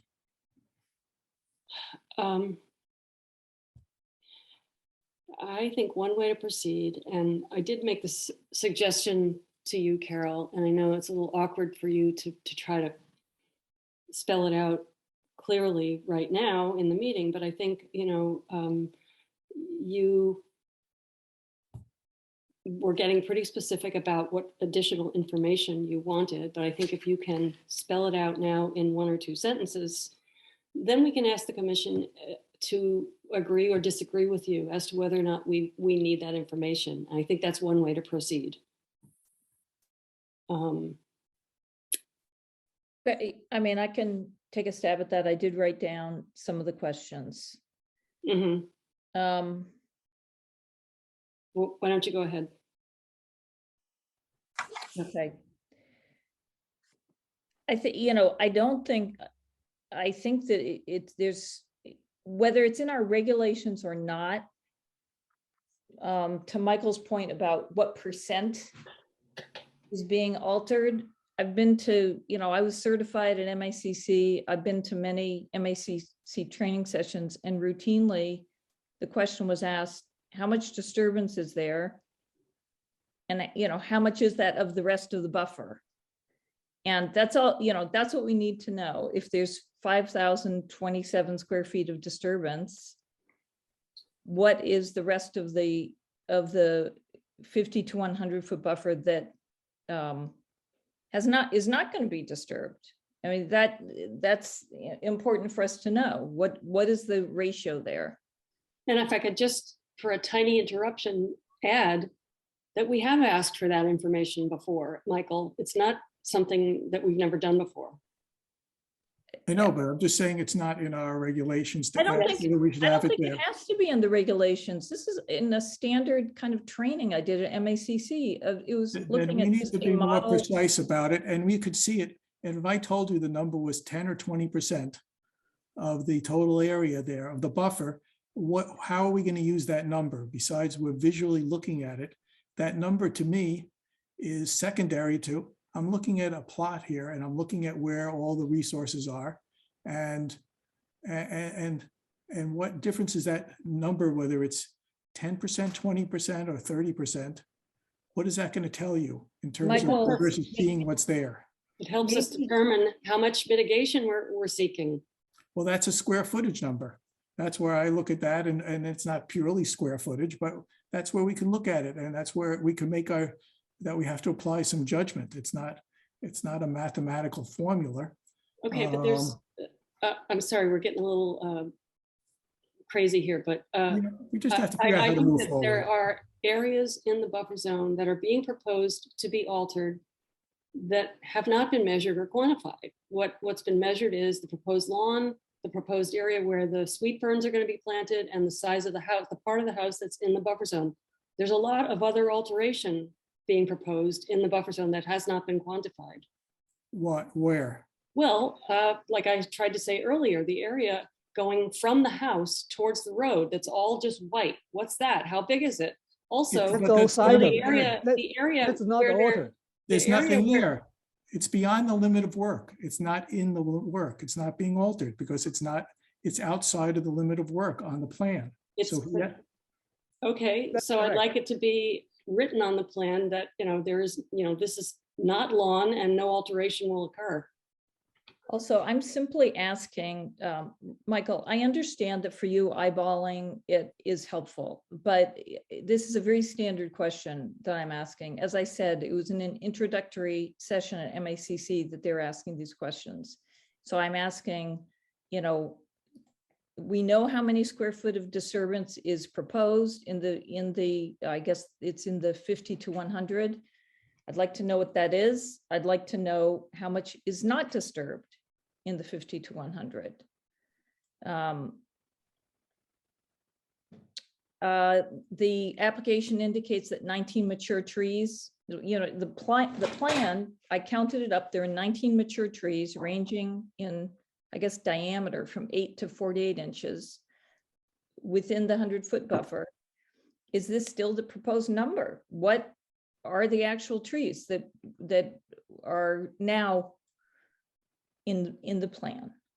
I would like to understand how the proposed mitigation of 6 deciduous trees and 20 true shrubs will provide equivalent shading and leaf litter and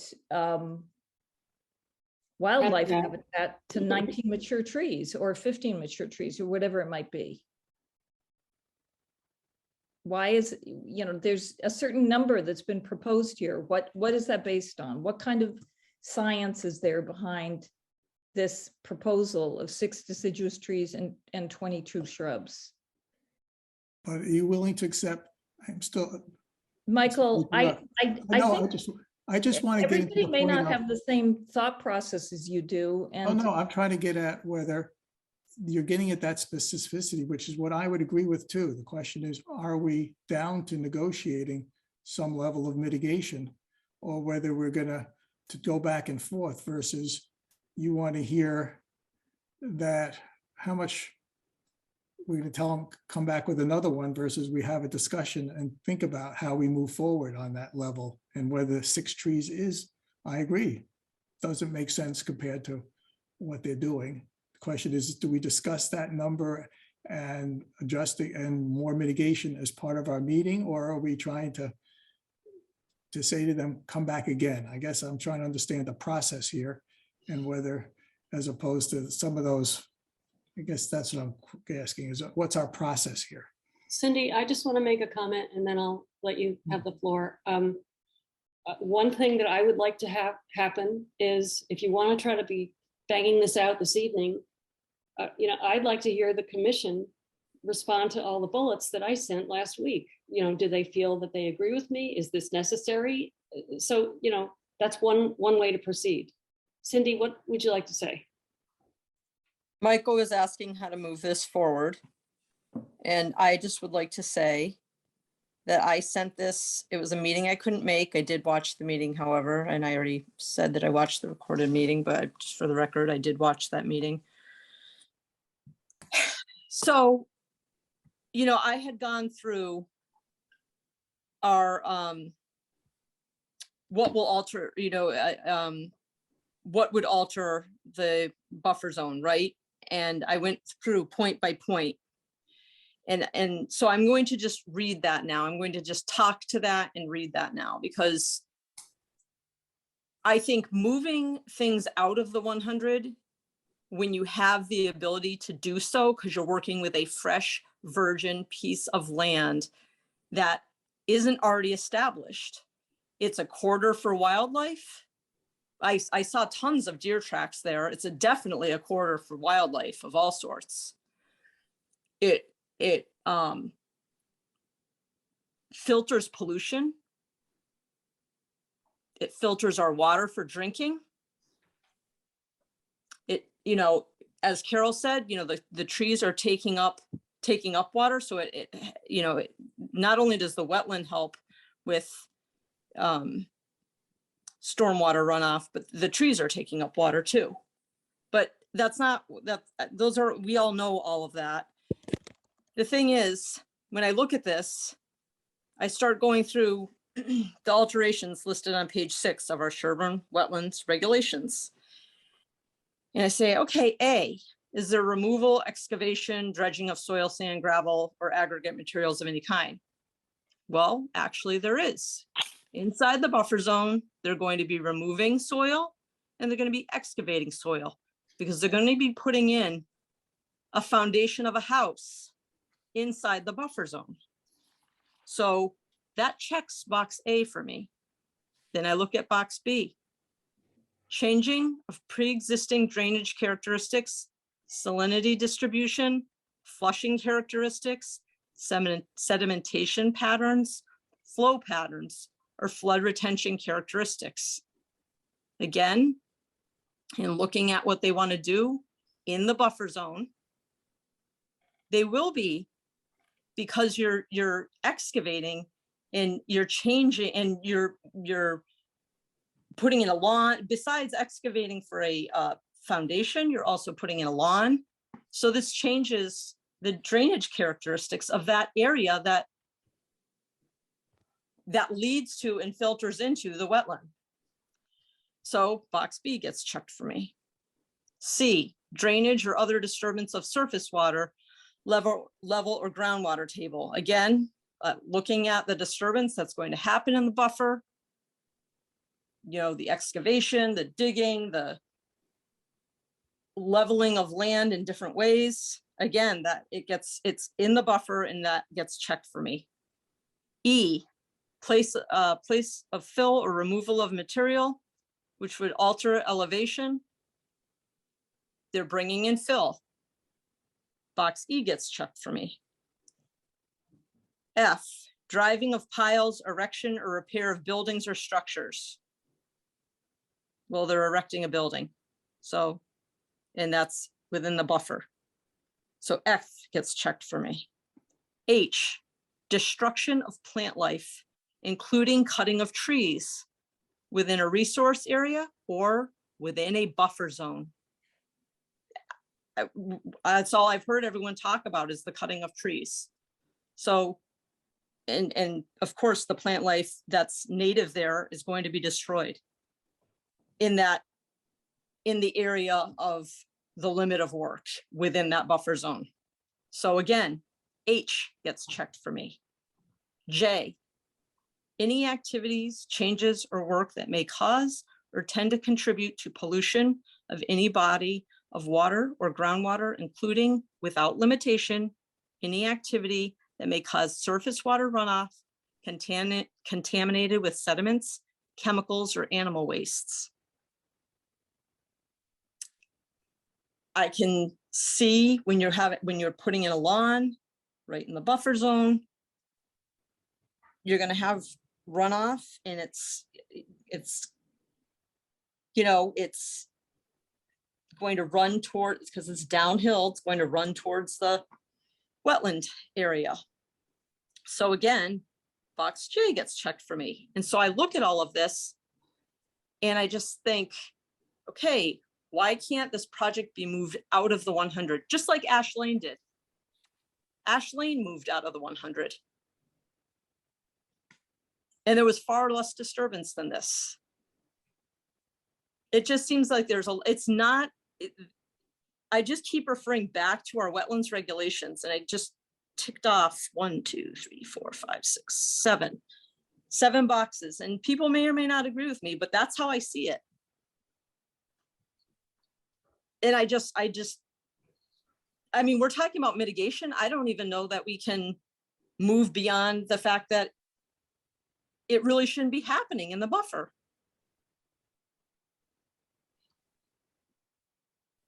Like, this shouldn't be happening in the buffer. And this is something brand new that can be pre-planned, and that can be planned in such a way that it will not impact the buffer zone, which then protects the wetlands.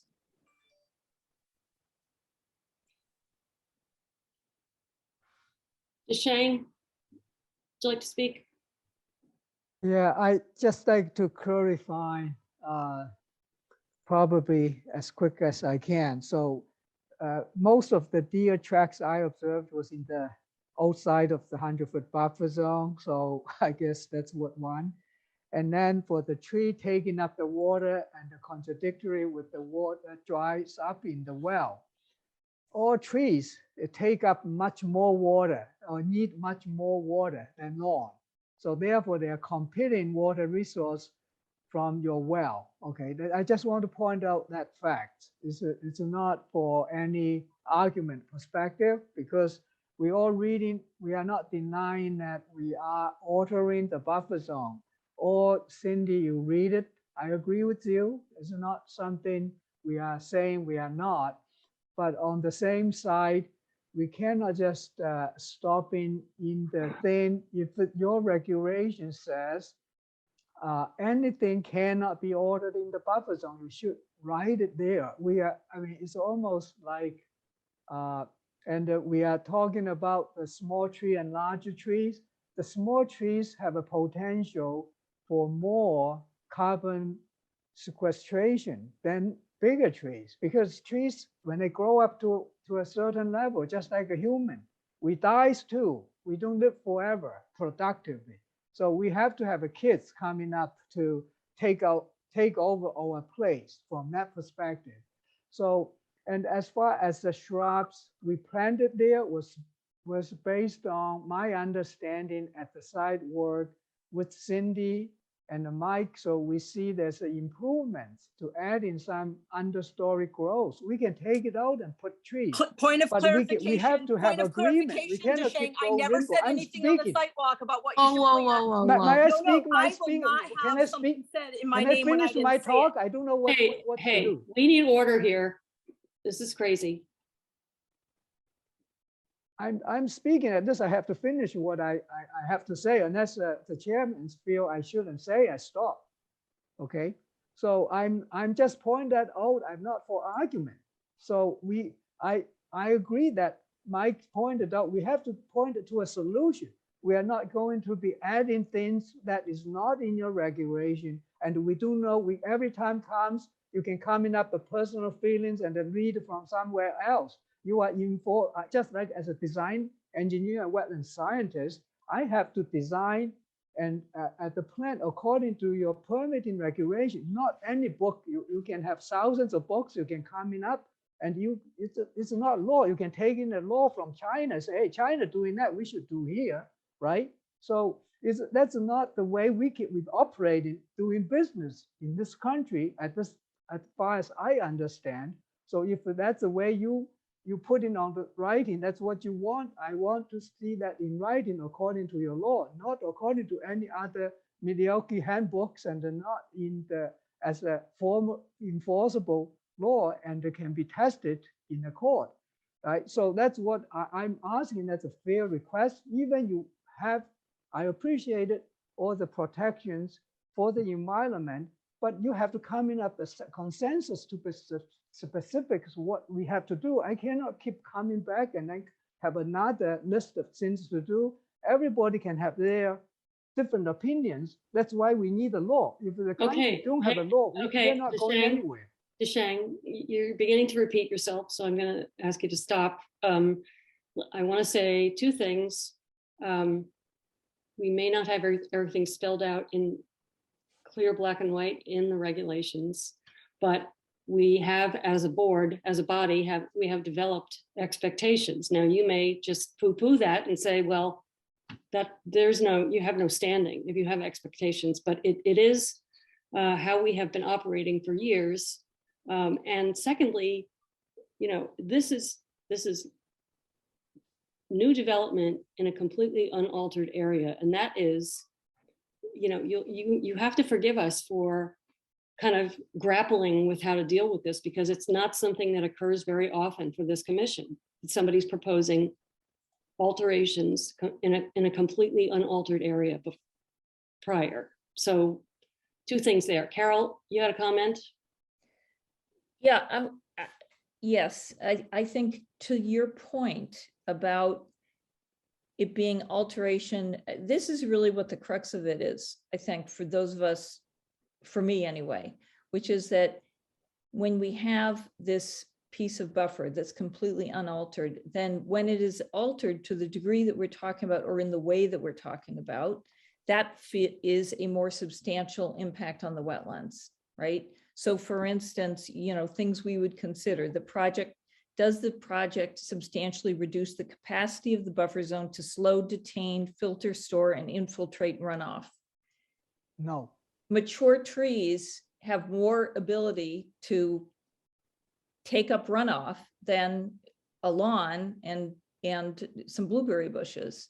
So that's just one of the questions that I would have about it. I think that it's really, actually, the commission is in pretty good consensus about the question of what we're grappling with is, if there's this much disturbance in the 50 to 100, what is the appropriate mitigation that does not have a negative impact on a net negative impact on the wetlands? That's exactly what the question we should be asking.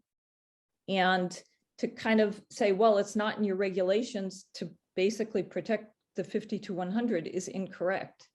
So, I think that it's appropriate for us to ask you more questions about this so that we can assess how much the impact would be, and also to ask you to look for alternatives that will reduce the impact.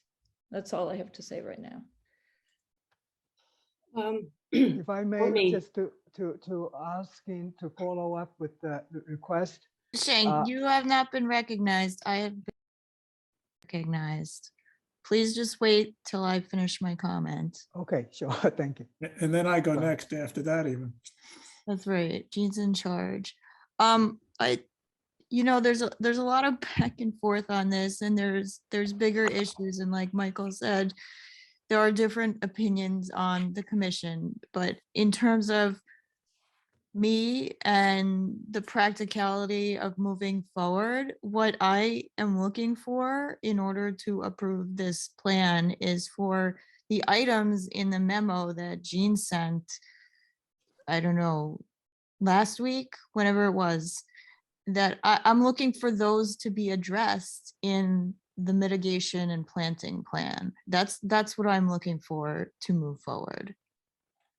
Okay, and let me just say, I think this we might be onto something as a way to proceed for tonight. So if each member articulates what information they're looking for that they have not been provided with yet, I think that's a good way to go. Michael? Yes, I mean, I'm still trying to figure out whether we have to address the higher level issue between, I would assume that we would just walk through. I could put it right on the screen, Jean's comments on mitigation notes. Yeah, We I can can. just walk through it. I can quit. You can share, and then we can go over. But we can do that. But it's also, and maybe we should just do that anyway, independent of the fact that whether there's a split on whether there's any possible level of mitigation that could be do it. But maybe we have to just build up from some level of mitigation that maybe seems a little strengthened, that might make something work here, and whether to at least, whether I go to the chair, so to speak, whether we should just look at those mitigation notes and walk through them to see whether we where we end up with that. Okay, that's been suggested twice now. Carol?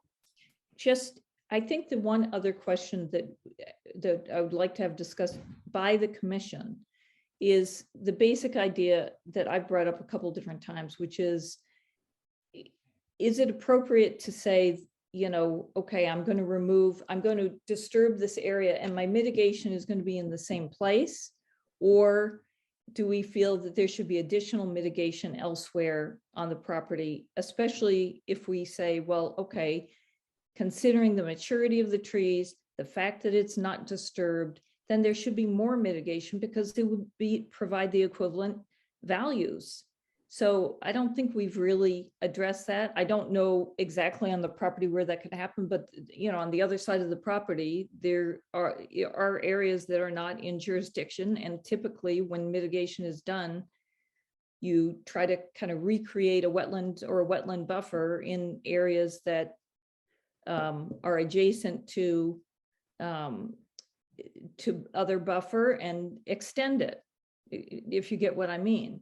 So I think one of the issues I have with the approach to mitigation here is that it seems inevitably to reduce the wetland functioning, to take down, you know, to disturb 5,000 square feet of undisturbed mature woodland, and then say the mitigation is this, you know, lesser amount of plant life in the same area. And I would like to say that it would, if there's going to be young or lesser amount of plant life, then it should be over a larger area, which is why I'm asking those questions about the relative areas, for instance.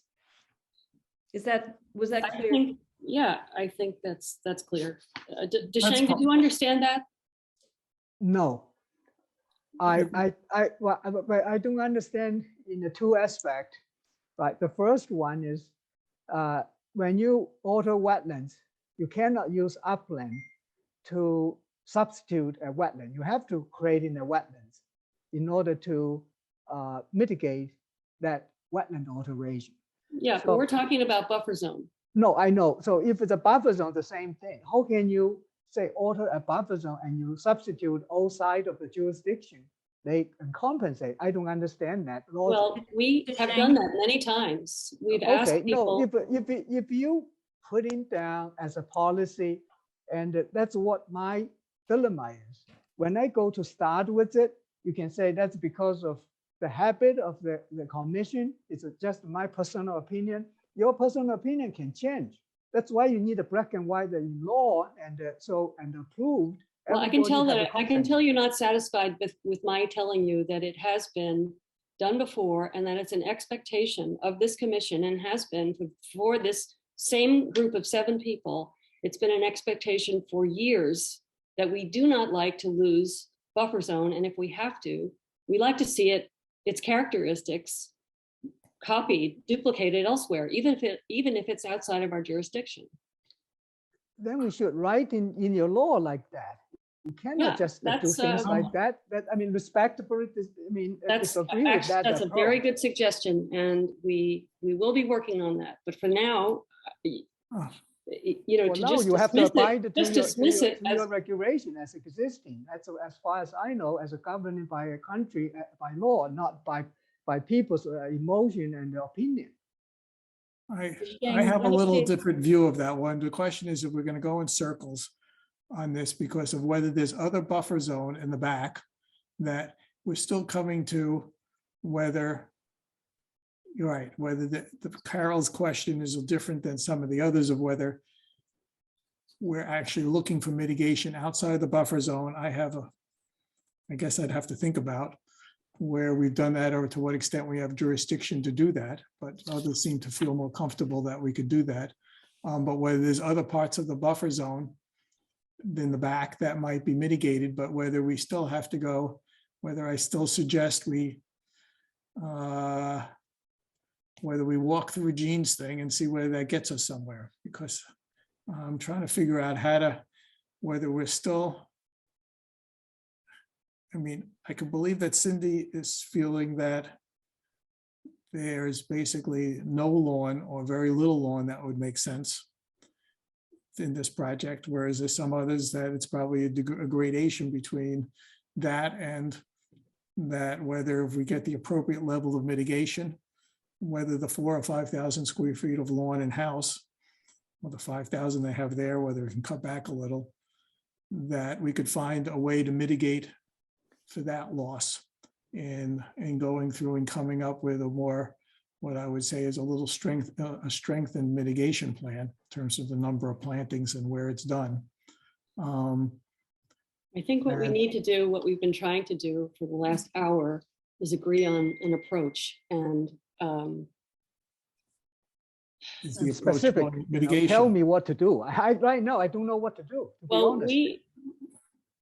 we're trying to arrive at an approach to Shang, and I'll remind you again that this is something that is unfamiliar to us, how to deal with a proposal on completely unaltered jurisdictional area.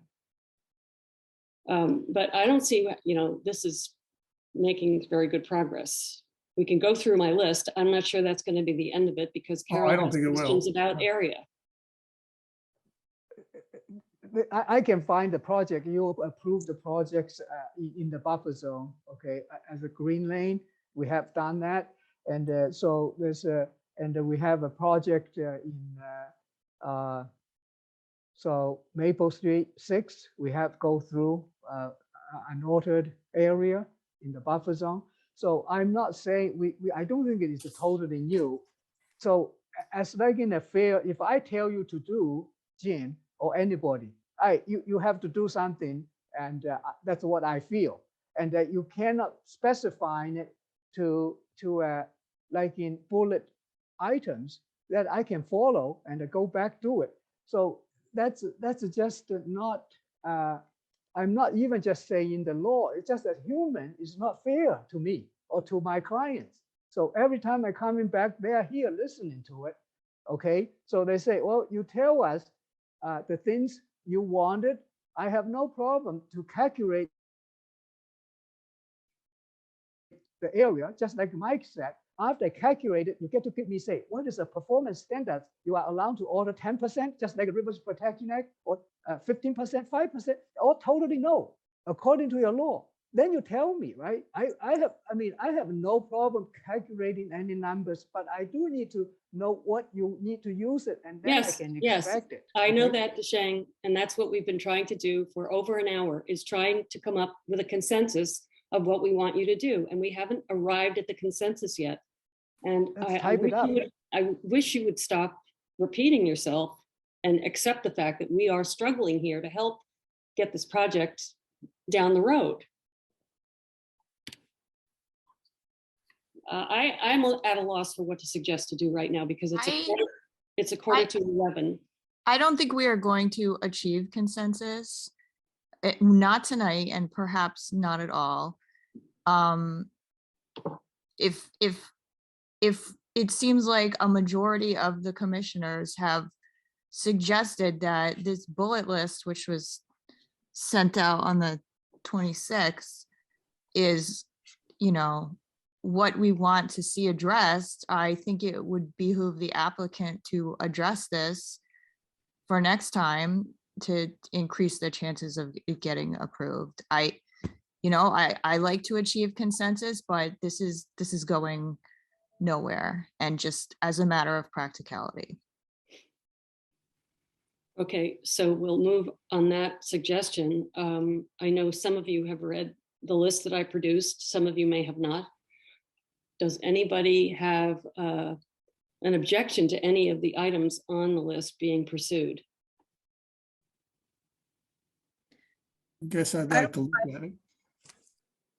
I don't have an objection to any of those being pursued, but I would add things.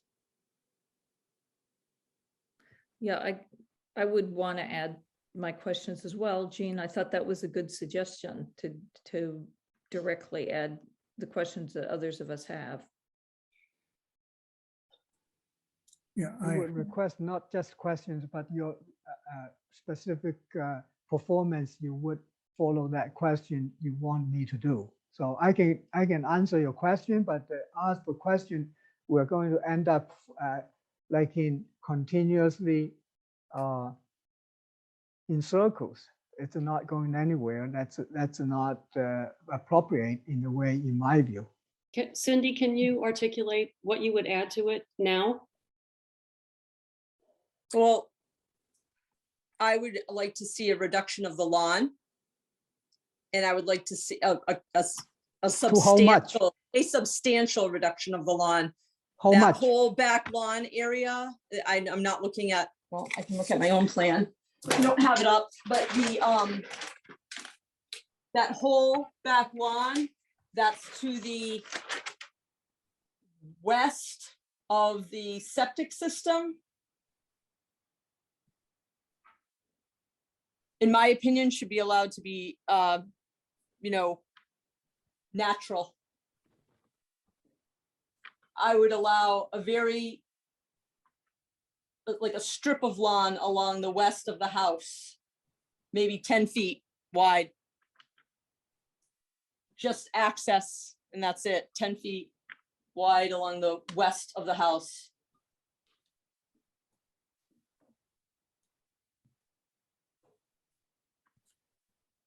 I'd like to see the house moved out of the, I'd like to see that probably it's like a fifth of the house. I'd like to see it moved out of the buffer. I think you can do it, Deshang. Well, where are we about that? That's your opinion. Yeah, I'm just saying, he says what will move it forward. I'm saying, move that house outside of the 100-foot buffer. So we have what Cindy would want, and what does Carol want? Yeah, I mean, basically, my biggest concerns are, I agree with Cindy that it would be great if that could happen. I think my biggest concerns relate to the number of trees and how that's mitigated and where it's mitigated. And you know, I have definitely seen references to extending buffers or wetland mitigations, but I think one thing that could happen is in kind of the lower left corner there where there's a 100-foot buffer, which is also the limit of lawn. It looks like it says 100. I have a big version of it that says 100-foot buffer zone limit of lawn is to extend into that a large, you know, area that will regrow. Either if it has to be small tree, I don't know exactly what is the right mitigation for the degree of trees that we're removing, because again, I don't actually know exactly how many trees will be removed. I don't, but that it should be somehow equivalent. I think maybe between mitigation there and then, yes, in the areas. Okay, this area here? Yeah, and then also the mitigation that's already been proposed, that maybe that might be equivalent. I don't actually think it is equivalent because I think it's really hard to replace 15 mature trees, but at least in 10 or 15 years, maybe it would. You know, and I'd just like to jump in, though I did not say what Carol is saying. I agree wholeheartedly with what Carol is saying about the mitigation aspect and the trees and the mature trees being, and I won't keep repeating, but I agree with what she said.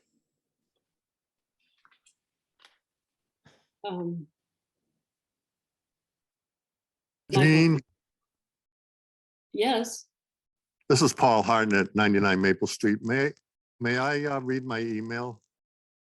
Oh, yeah. I Thank you. guess, but I'm not sure we're going to pursue discussion of your email until we're finished with a setting. Oh, okay, okay. But Well, I think can we wait. all read it. Okay. Oh, can I ask Michael- one question, though? Yeah. Do the commissioners, is it a possibility that a house should not be?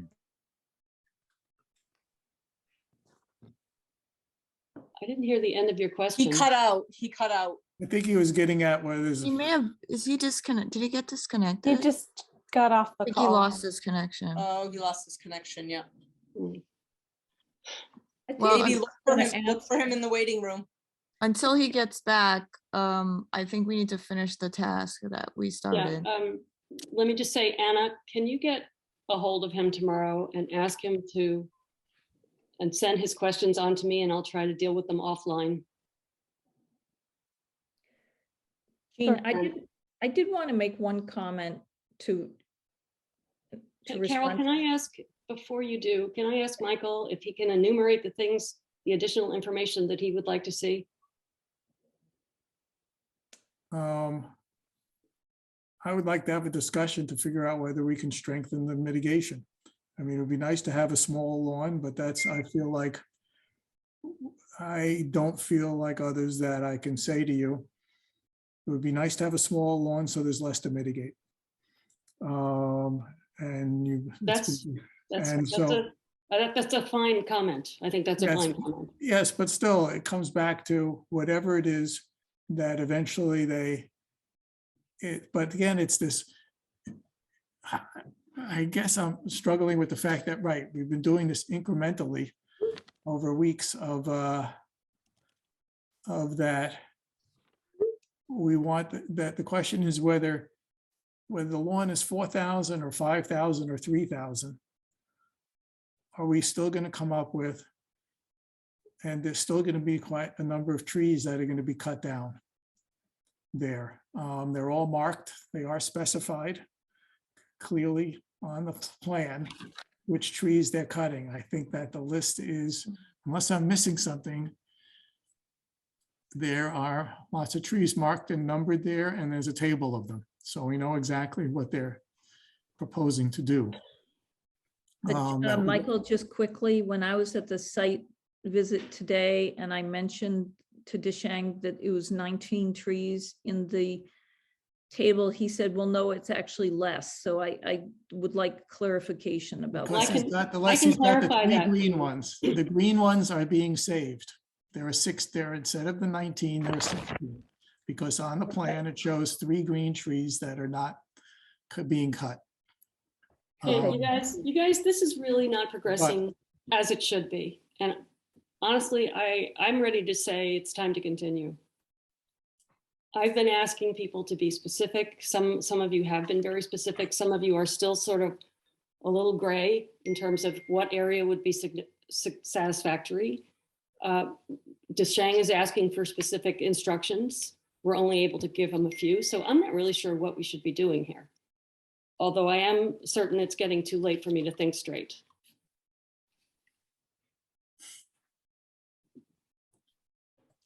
I guess I would like to just, yeah, I guess I'm frustrated by whether we're, I can't tell whether the specifics as to your list. Right, again, there's important things on your list, but it's all very general. It's a matter of, right, we all agree with all those things there. Right, I get it's pretty how specific. how many trees? I get pretty specific about the numbers of trees that are needed to replace what's been taken. It's dependent Right. on the size of the tree. I also get very specific about how big the pots should be. I know, and he's accepted those. I didn't hear him say that. Yeah, no, it's I on the didn't hear him say plan. that either, The Michael. plan changed. When you look at the plan revised, it has number 2 containers or larger, and he has 3-inch calipers. Okay, but I Those also were changes said, those were changes from the last, some of those changes are from the last one. okay, I also suggested or recommended that number of trees do not correspond 1-to-1 to the number of trees that are being removed. He hasn't agreed with that. I also have said, Let's say I agree with that. If you said we wanted more trees, are we willing to accept that? I guess I'm trying to get stuck on whether what the moving target is whether we're asking for some combination of reduced lawn and more trees and shrubs that are not in a regular pattern, that are in a more natural pattern as per your instructions. And there's a question I'll ask whether that whole area of mitigating, of improving ground cover, that sort of edge to the side there, here. Do we think that what feedback do we want to give about that? Does that I mean, that's the issue. Carol felt she was out there and the ground cover was fine. I don't have a good sense in the winter whether there is a good ground cover. Often where there's a lot of deer around, there isn't much of a good ground cover, as I see in my own property.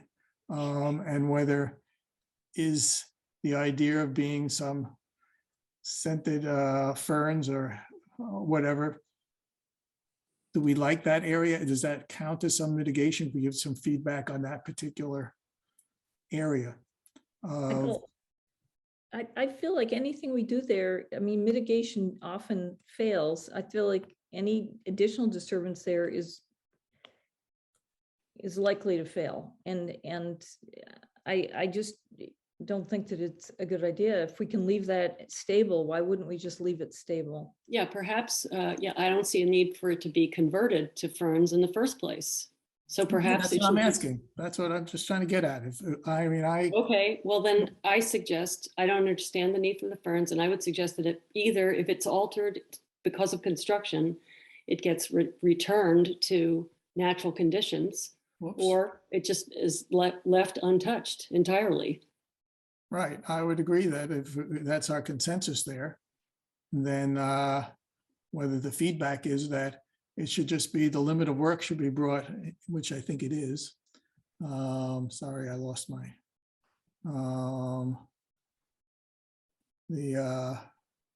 sorry, this is too distracting on the screen here. What is it going here? Whether we're giving the feedback that the limit of work should be brought in as much as to the 100-foot buffer zone there. And in terms of giving them specific feedback as to what that that there's a white pine that seems to be want to be cut there, which I'm not quite sure why, given its distance for the house maybe. But the limit of work should be brought into the 100-foot buffer zone there. Okay, can I make a suggestion? That somebody tomorrow draws up a list that we have so far of what are concrete specific requests, and that one other member proof that list, and that the commission accepts that between those two people trusts that that list is enough to go on and to send to Deshang to work on. But how's that list going to be specific in terms of between Cindy's request that it's a 10-foot border around the house of lawn and the fact that others of us would accept a larger lawn? Okay, well, let's talk about that then. I feel that Cindy is asking for something that is maybe a bit over the top. And I would just simply say, we would like to see the lawn reduced by, come up with a number. What percentage? I would like to say that the area that is now proposed to be sweet fern, if it's altered out of necessity during construction, that it be allowed to return to just completely natural. And if it doesn't need to be altered during construction, it's just left as it is. What I feel, I asked the commission, does anybody have any objection to anything on my list? I didn't hear anybody object to anything, so I would say, let's ask him to comply with my list. And then further, the one thing that's remaining, I feel, is what amount of additional area, if any, does Carol feel is required to satisfy her need for mitigating the loss of buffer? So you don't have to come up with that tonight, Carol, but can you come up with it before tomorrow? Yeah, I think, well, what is the area? If somebody can show, I think it depends on the area of this, I would like to have equivalent to the area of disturbance in the 50 to 100. And right now, it's not clear whether that second piece that was supposed to be ground cover only will or won't be disturbed. So we need to understand that. And then I don't know exactly what the rest of that area is. It's something less than 5,000. I guess it might be approximately 3,000 square feet. well, without, if we drop the fern area, it's all a matter of the area of plantings, which is where we have to give guidance, because when I look at your thing, Gene, it has spacing of shrubs and whatever else.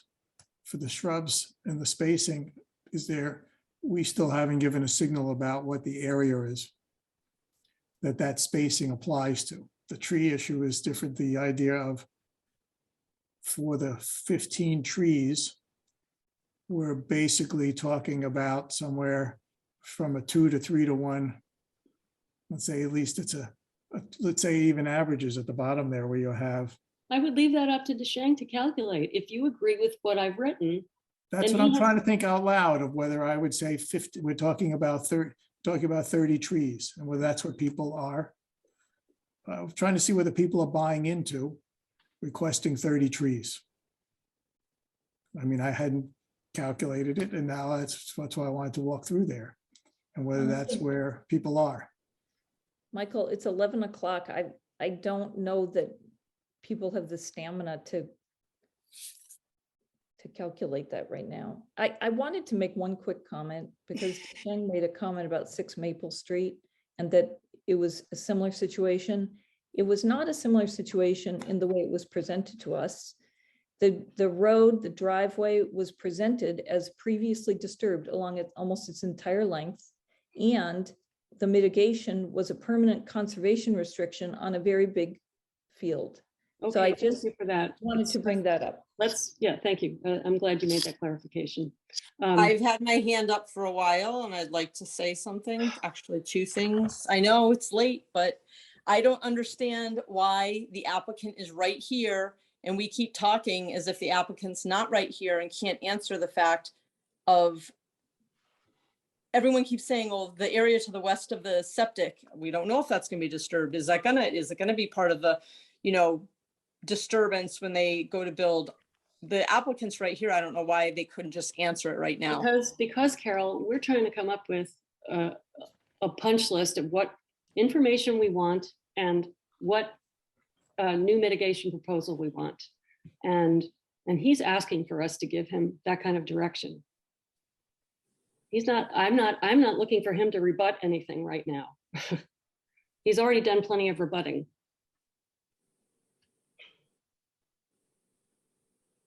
And the only other thing that I'd like to state for the record, is I do not appreciate Deshang saying that I said something at a site walk that never came out of my mouth. And I'd like him to I would like him to retract it. So noted. So when we unmute him, we'll ask him to retract it. And I guess I want to say one little thing to the applicants. I see Paul and Andrea have been sitting there patiently for all this. And to Deshang is what Gene said before. Reiterate that as you're witnessing us go around in circles, we try to deal with the regulations. We're trying to do our job by the regulations that we're sworn to deal with. And that this poses a challenging problem for us that we haven't faced. And so I just hope you, as Gene said before, that you appreciate that this is a hard struggle for us. And that we're trying to do our best by a number of different forces and accountabilities. Okay, thank you. I want to go back to the question I asked a few minutes ago. Do people feel confident that things have been articulated sufficient enough such that I'm going to volunteer Michael to do this. Michael can draft a list of things we are asking for, including information that's missing, that if everybody's agreeable, I will review the list. And if I feel like it's satisfactory, we will send it on to Deshang as soon as possible. Jean, I would just say that I do have some of mine in writing, so I'd like to I'll send them to you, Michael, and to you, Jean, and I'd like to have them included, of course. Okay, and I would intend myself to go back to the recording and make sure that the list captures everything. Is everybody okay with that approach? What if somebody thinks of something? What if somebody thinks of something overnight? that they want included on the list. Then do you trust us to include it, or if we feel like it's redundant, not include it? I guess. I'm worried about what happens if the list conflicts. Conflicts with what? What people are asking for different things that don't over, that asking for 10-foot yard versus the fact that they could accept a larger yard. How do you, Well, how do you deal I with put that? it out there to address, I put a statement out there to address that a moment ago. I said, what I would rather we ask is for to shrink the lawn. And, you know, if anybody wants to throw a percentage on that, please do. But somebody will. And the question is, What does that conflict with? what does that conflict with? Everybody wants the lawn to be smaller. Yes, but there's different opinion about how small it has to be, and it has Okay, to be- Michael, so you're not happy with the process? I'd like you to propose a different process. No, This is it's getting just- ridiculous. You can get exasperated, and I can understand why. I'm just trying to figure out how a list is going to be made when the people are going to send in things that don't overlap, and whether we want to be clear about what we're doing about that list. If I say, oh, if you do enough mitigation with this number of trees and this and that and the other, shrink the lawn by, get it down to 4,000 or something, and somebody else says I want it to 10 foot so that there's nothing there, and I want the house moved out of the buffer zone. So, How is our list going to address that then? so I mean, we just need to get, just to be practical here, I mean, I'm putting it out on the table what I am willing to approve. I don't think we are going to agree on this. And if somebody says the house has to be completely moved out and he doesn't do it, but he addresses all the things with the mitigation planting, then I would approve it. So we're not gonna reach a consensus tonight. Yeah, I think that's a really good point, Courtney. And, I would think that what we might do, I think Jean has suggested something very practical. Let's come up with a list of what people would like. And Michael, something I might suggest might not be something you would suggest, but it gives the applicants the opportunity to respond and to tell us what they can do. And then if we continue the hearing and we come back and we see what they're proposing, I do understand that this may feel like a long process, but as multiple people have pointed out, it's unusual for somebody to suggest a development of this size that's in previously undisturbed land and that encroaches on the 100. So yes, it's taking longer for us than it might with a typical development, but going back to what Jean suggested, I don't think we can filter it tonight. I think that it's better to put all the questions or comments and ask Dishang to respond to them. And I would add to that to say that the applicant can take note that the entire commission, and please correct me if I'm wrong, has agreed at least that the list that Jean sent, like, we're all agreeable on at least that portion, right? I think everyone said they were. Right. So I think it's helpful for the applicant to know that that's the part that we all agree on that would be most valuable to address, and that you will have other various opinions on other things, and you will make your own decisions about how to address them. And then we will consider it and vote on it. When people send in their ideas, just realize on Jean's list that there is densities of plantings, but there's no sense of the spacing for all the shrubs and the others there. So people should put in something about area, because Jean's list does not cover that. And you should just make sure you agree with the number, that the kind of comment on the tree replacement. That's the one that's simpler, because she has fixed ratios against numbers of trees, but the area for all the other plantings is not specified. And so people have to give some sense of feedback about that particular issue. It's not just simply a matter of accepting what she has for plantings other than trees. Michael, that was. Well, I'm sorry to I say love this, that. Michael, but I'm not following you. When you look at her thing here, I'm probably still sharing it. Can you see her notes here? Yeah. When you come down to plantings, down at the bottom, you have spacing. She Yeah. gives recommended ground cover, which we're maybe not even recommending at all now, because I think our consensus is that that area should just be left untouched. But when you look at shrubs here, there's just a spacing. For small trees and for large trees, which I'm not sure, they're just suggesting smaller trees of the 3-foot caliber or greater is what is in the plan.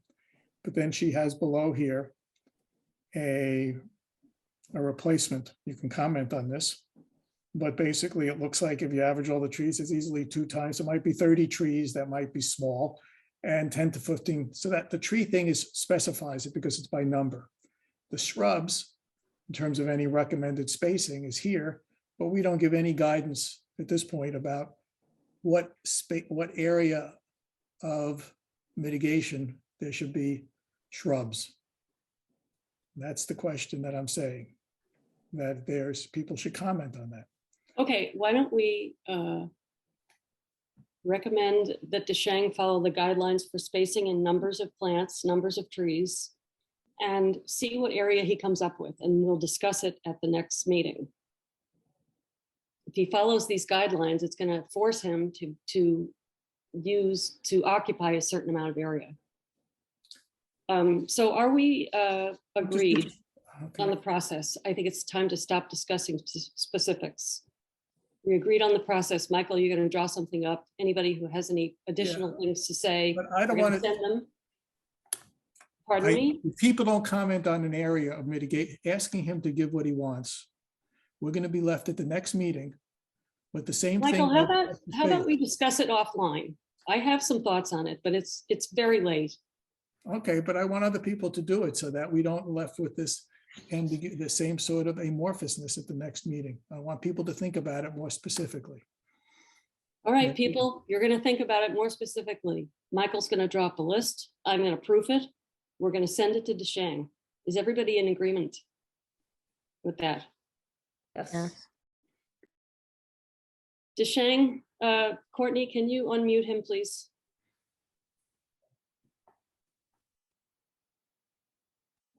I've asked him to unmute, but DeShang, you can do it he's yourself. not.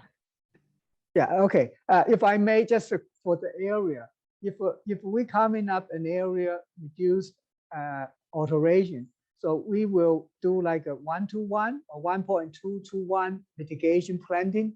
So then if I have that area, then I use Jean's guidance on the planting space. I can figure out how many trees and shrubs can fit there, right?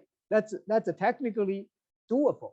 Otherwise, I will not be able to do it. So can we agree that if I ordered 3,000, I will plant 3,000 square feet, whatever I feel at this, try to be in the buffer zone. If it's not, we will go to like in the upland area, outside of it, according to Carol's agreement, because that's not in my book, because I would have to do in kind.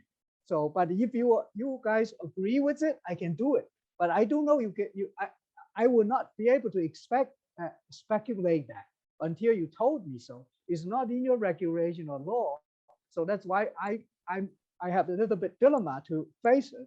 So if we can agree on, say, if alteration, how many square feet, and according to Jean's planting schedule and spacing, figure out how many trees and shrubs you need to provide to us. And I will calculate that number. I'm good at the mathematics, okay? So I can calculate it, you can check it. So if that's agreeable, Mike, you can write it and I will follow. That makes sense? The question for the commission then is whether we're going to get, so that it doesn't come up the next meeting, is what extent are we happy with areas where any of that planting goes outside of the 100-foot buffer zone? And whether we want to give guidance about the fact that we want it in the buffer zone or not, or Carol's idea. I have concerns about doing it outside the buffer. And also whether that basically it's just going to be done at various places, whether people will be happy with the mitigation if it comes up with a plan that shows these shrubs all around in different places in existing unaltered buffer. That's where that we're sending them that cue that's what we want to do, or whether we also want that pulling back the lawn in non-jurisdictional areas, like where Carol was talking about in the back, whether we would like to see that protect less lawn all the way in the back, even where it's planted up like buffers, since there's nothing magical to plants and animals about 100 feet, whether we would whether that has an extra value of just less lawn back there, and whether what signal we give now, and whether that's, I know it's late, we should have been probably discussing this kind of specificity earlier. But I We're don't not, know. Michael, I don't think we're going to answer your questions. I think people heard your questions, and I'm asking the commission members to think about them in the next 24 hours and reflect on them and send your comments. Okay, And so I- include that issue of buffer, non-buffer plantings. Yes, I would like to move that we continue this hearing. Second. We need to move to a date and time certain. do we Right, not?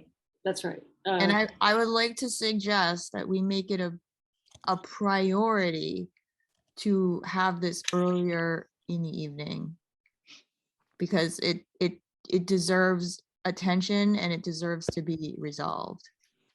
I'm looking at the agenda for March 17th. And it is. There's nothing on it. There's nothing on it, so. Fantastic. It could be the first item at 7:05. No, we don't start the meeting. We start the meeting at 7:30. 7:15. Sorry, We could do 7:30. 7:30. 7:30. Okay, I And more move that we importantly, continue how this discussion to March 17th at 7:30. If other things come up, hopefully we don't schedule much. Second. I got to it before you, Courtney. Under discussion, under discussion, I wanted to ask Anna, did you communicate to Mr. Hartnett what I asked you to communicate? Is he here? I'm here. He's back. Hi. Dean, I'm here. So if you're agreeable, Mr. Hartnett, I would like you to send me your questions tonight or tomorrow, and I can speak to you about them offline, outside of the meeting. Oh, that's fine. I Okay. got knocked off. My computer lost its charge, so sorry about that. Like, can I ask that question? Can I ask the question, the one question I was gonna ask? Well, let me finish the vote then. Okay. So is everybody okay with him asking a question about this property outside of the hearing? I think we should just have it on the discussion so we don't do that kind of thing. Okay, what's your question, Mr. Hartnett? Okay. Just because someone owns a piece of land, does that mean that a house is going to be built on that land? I mean, it seems like that project is being engineered so there will definitely be a house on that land. Is that the way things work, or is there a possibility that there will be no house built on this land? Well, I can give you a very broad answer that's not specific to this particular project.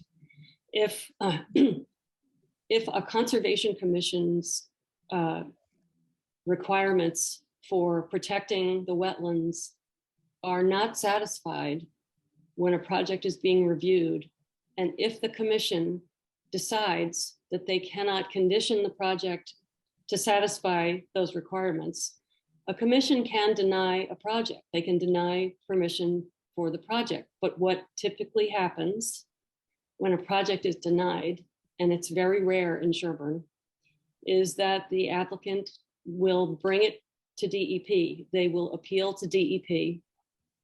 What typically happens after that is that DEP will issue a superseding order of conditions allowing the project. And at that point, the commission has lost its ability to put conditions on the project. So I hope that was clear. So the DEP always fines for the applicant in every case? No, not always, but with projects where, I can only tell you from my limited experience, with projects where the impact is only in the buffer zone and is not directly in the wetland, DEP generally rules in favor of the project. Okay, well, just one last thing. The most important comment I wanted to make. That stream that runs through there, that's Sewell Brook. And Sewell Brook starts in two different spots up here. By the way, I am not in a butter. I am a neighbor. But that stream has been running for well over a year continuously. And I don't know if it's gonna stay that way or not, but there's a lot more water flowing through here. I have one branch on my property that comes down, but there's a lot more off of the east facing Bear Hill. There's a lot more water that comes off there and it goes right through that wetland. And is that really wetland or is it a stream? I mean, it's more of a stream than it is a wetland, really. There's a stream and there's also what's called bordering vegetated wetland. To your point about the stream, I think every intermittent stream in Sherborn is flowing more these days than they normally do because we've had outrageous precipitation. I hope you followed when Anna was explaining earlier that she consulted with the state regulations and she consulted with experts and she concluded from the maps that we are supposed to be referencing that the stream is classified officially as intermittent. Even if it isn't? Even if it doesn't look like it is, we have to go with the methodology that the state requires for determining whether it's intermittent or perennial. Who knows if they ever update that? Okay, I think. Thank Okay. you. I think we are done with comments and we're bringing this to a vote. All in favor, Jean, aye. Michael? Aye. Carol? Aye. Cindy? Aye. Courtney? Aye. Motion carries. The hearing's been continued and I don't believe we want to address anything else on the agenda. Move to adjourn. Second. Unless Anna Any has something. discussion? Does Anna have anything that she needs? I guess we should ask her. She knows who to ask. Okay, fine. Thank you. Thank you. All's in favor. Jean, aye. Michael? Aye. Courtney? Aye. Cindy? Aye. Carol? Aye. Meeting's adjourned. Paul and Andrea, thank you for your patience. Yeah, and thank you, Deshane. Thank you. Good night.